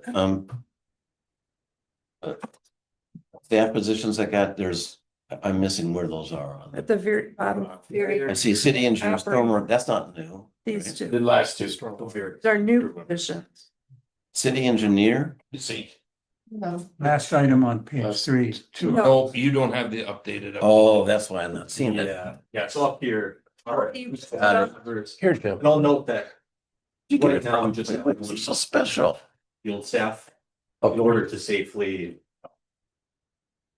Clean up. Why 80%? I'm sorry. Because will the city budget have enough to pay the 20%? Mine's right here. General. Oh, you have one? Yeah. If you like us. Okay, they're making those 100% funded the stormwater utility. These are full-time year-round positions, right? I think part of that is the snow plowing and. snow plant, they do other things. When there's not pond and storm sewer stuff. To be Right, accomplished. but will the public works budget have enough to pay for? Cover this. I think or that can FTE? be dealt with through deliberations. Okay. So we could put that at 100%, and then But if with the we're, hope that, Well, I would leave it at the 80%, recognizing that we can, finance can change it to 100% if it turns out that public works can't. so should we put it? Public works? Public sewer report. Okay, so that one, I had a question. Why do we have Vector rental? So. We have a Vector? The utility does, and they're gracious enough at times to The borrow it. wastewater utility. Uh, this is So not the issue is that when they're out using it, it's at the same time, we're gonna, we don't need it as much as they do. So that's where that extra funding comes They're on from. our lift station frequently, so keep them out there, please. And our, yeah, their capacity is getting diminished because they're increasing the work that they have to do. We're adding more mains all the time. right. They need it more and more of the time. The Vector is one thing that we do need 2 people to run. So And that's, if we don't have more than 1 crew member, we're kind of at the whim of the streets department or utility. Be able to loan us a person for a couple days, which typically never happens. There's always been an issue with sharing, I know that. It's been discussed at Public Works many times. But we can't let them use this, we need it all the time. Basically, where these people house themselves, because there's no room here, right? For the additional crew members. Yeah. It would be out of the operations center. On the mouth. One we can't get to because the road. Yeah, right. Yard waste collection, does that include more than leaves? branches, Is that brush? brush. Yes, but it's generally all collected with. This is my understanding. Okay. I'm just wondering if the brush collection is a stormwater thing. Yeah, so it's kind of where they're, I don't think they separate them out. Outside of leaf collection and yard-based collection. It's kind of all put together as a cost. And Okay. that's my understanding from the Mhm. And operation. does that represent 100% of the yard waste collection costs? Yes, yep. Same with street sweeping, that's 100% of the I cost. can understand that. Street sweeping, I understand, but yard waste, it seems like the brush collection in the Could be in pre-fall season maybe shouldn't be put on the stormwater. Phosphorus and leaves. Yeah, Yeah, but Leaves, well, I get the leaves that are in just branches end up in the street. they can, a and then lot. native vegetation maintenance, 4 sites, $11,000. That doesn't seem like a lot of money for 4 sites. So that's one of the items that I've kind of just kept the same from what it was last year. I'd like And to that's see that in- basically burning. Or is that mowing? Yeah, burning, mowing, the maintenance required for native vegetation rather than just mowing turf grass. I think that's probably when you look at burning for much larger areas. I'll put it this way, my yard costs me $300 a year. And that's 0.09. What gets burned is 0.09. And I'll point out that these are smaller basins too. Is it just the burning though? Because my yard costs a lot more. I don't do burning every year, but the maintenance of it is much more than 3. So I'll bring up that a lot of the stuff on the native vegetation maintenance will be staff time too. Okay. So there's a lot of stuff like that that's kind of built into these numbers that it's already, it's kind of being covered through just regular staff. Okay. is that contracted out or is that done by city staff? Then burning itself. The burning is contracted Yeah. out, and I guess, so That's adaptive. Confluence Pond, for example. Parks and the Conservancy handles that, so we're not paying for. Yeah, okay. That's adaptive restoration. Public lands does spend a lot of money on the burning, Right, yeah. so that's why that number is smaller. Sites So- is, How It's many sites expected- do we have? yeah, Right now, just Tribeca. But I guess we're looking at, let's say, Misty Middleton Valley, Hills. Hidden Oaks, adding in some of these that we're gonna. be- Middleton Hills, Yeah, but- Middleton Hills is being burned now. But I guess. But it's not just burning. Or Parks. Yeah, Conservancy. and it's not necessarily. Oh, I would burning like to either. see There's that number different- increased. Okay, And if it doesn't get increased now, here's your warning. yeah, got it. I'll ask about, because it does, like, I mean, one of the biggest reasons for contact with constituents is our basins being mowed. So the more we can do to turn it into more like native vegetation maintenance and not just mowing, improvement, things like that. But I'll say that in the next 2 years, we're probably gonna rehabilitate 4 or 5 Yeah. ponds that won't need burning for a couple of years because they won't have the growth to Right. require the burning, But the So realistically, rehabilitation. depending on how the Misty Valley thing goes. Rich, the rehabilitation, because of the cost of seeds and that sort of thing, is expensive. I agree. That's probably more expensive than the burning. Way more. How many have volunteers picking seeds for? We don't have volunteers picking seeds for the Do in city. Middleton Hills. Do you have a dollar amount in mind? No, I don't. I just Not Gathering seeds. divide that by 4. That's what I pay every year for my backyard. Yeah, so I think for right now, it's mainly the Tribeca What you basin. guys should do. That's, is ask that's the main native vegetation, has the plant plugs in it.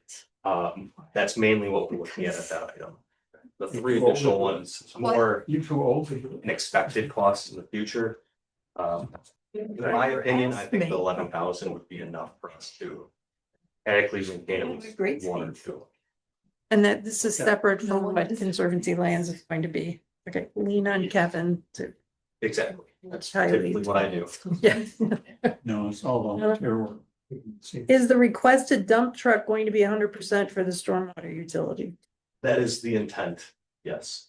Right, and then what is the Polaris ATV going to do? That is for pesticide and herbicide application. Selective spray. So we're able to drive down The trails. the trails, get to these places that are a lot harder with backpack sprayer, just a truck or something. Okay, is the cost of monitoring at the main stem of Pheasant Branch, is that a fixed cost for 5 years? Because I didn't see that didn't look like it's changing at all. Yes, I don't believe that cost is changing. That's part of our overall contract. Is that right, Rich? Yeah, Yeah, it locks in for 5 years, basically. And the 55,000, the North and South Forks. That is what we are at right now. We are trying to get that lumped into the other contract as well to have to. And this might be a bigger ask than we can handle at this meeting, but we've talked about making property owners aware of the flood risk that they face. And especially given what just happened in Texas and last year in North Carolina and 2018 here, I was wondering if there's a way to have a project to add to the city's GIS offerings. And maybe, FEMA already has something, but maybe not terribly user friendly, but is there a way to put something in our GIS website? For the flood mapping. Yep. So, yeah, we have that flood mapping project going on. One of the end deliverables of that will be the new maps, and those will be incorporated, those will be sent to FEMA. They'll be incorporated. Okay, great. they'll be, we'll get those digital files before the FEMA process. They're still- Waiting. Yeah. Yeah, we'll have the digital stuff well before that. It just won't be the official. It won't be, we can put them in as a draft. we can still We say, should yeah, still have It would be data on provisional. damage in 2018. Too. I mean, that's real life data of which houses. That's something we could almost do at a staff level too, Yeah. mapping the that's what I was- extensions. That wouldn't. Any other questions on the budget? Somebody prepared to make a motion to adopt or to recommend, what are we doing? Recommending to finance? I'll recommend we pass it on to finance, review and approve. Second, Any other questions? Just to clarify, we'll be submitting it to the finance director. That's what the, Don's. The director, Oh. finance director. You just. Bill. Bill. Yeah, Bill will boil it down. Got that turned in, that little, it's a friendly amendment. Yeah. The director gets put in there. Yeah. And I seconded, correct? yes. Yep. Any other questions? All in favor of the motion? Hi. Opposed?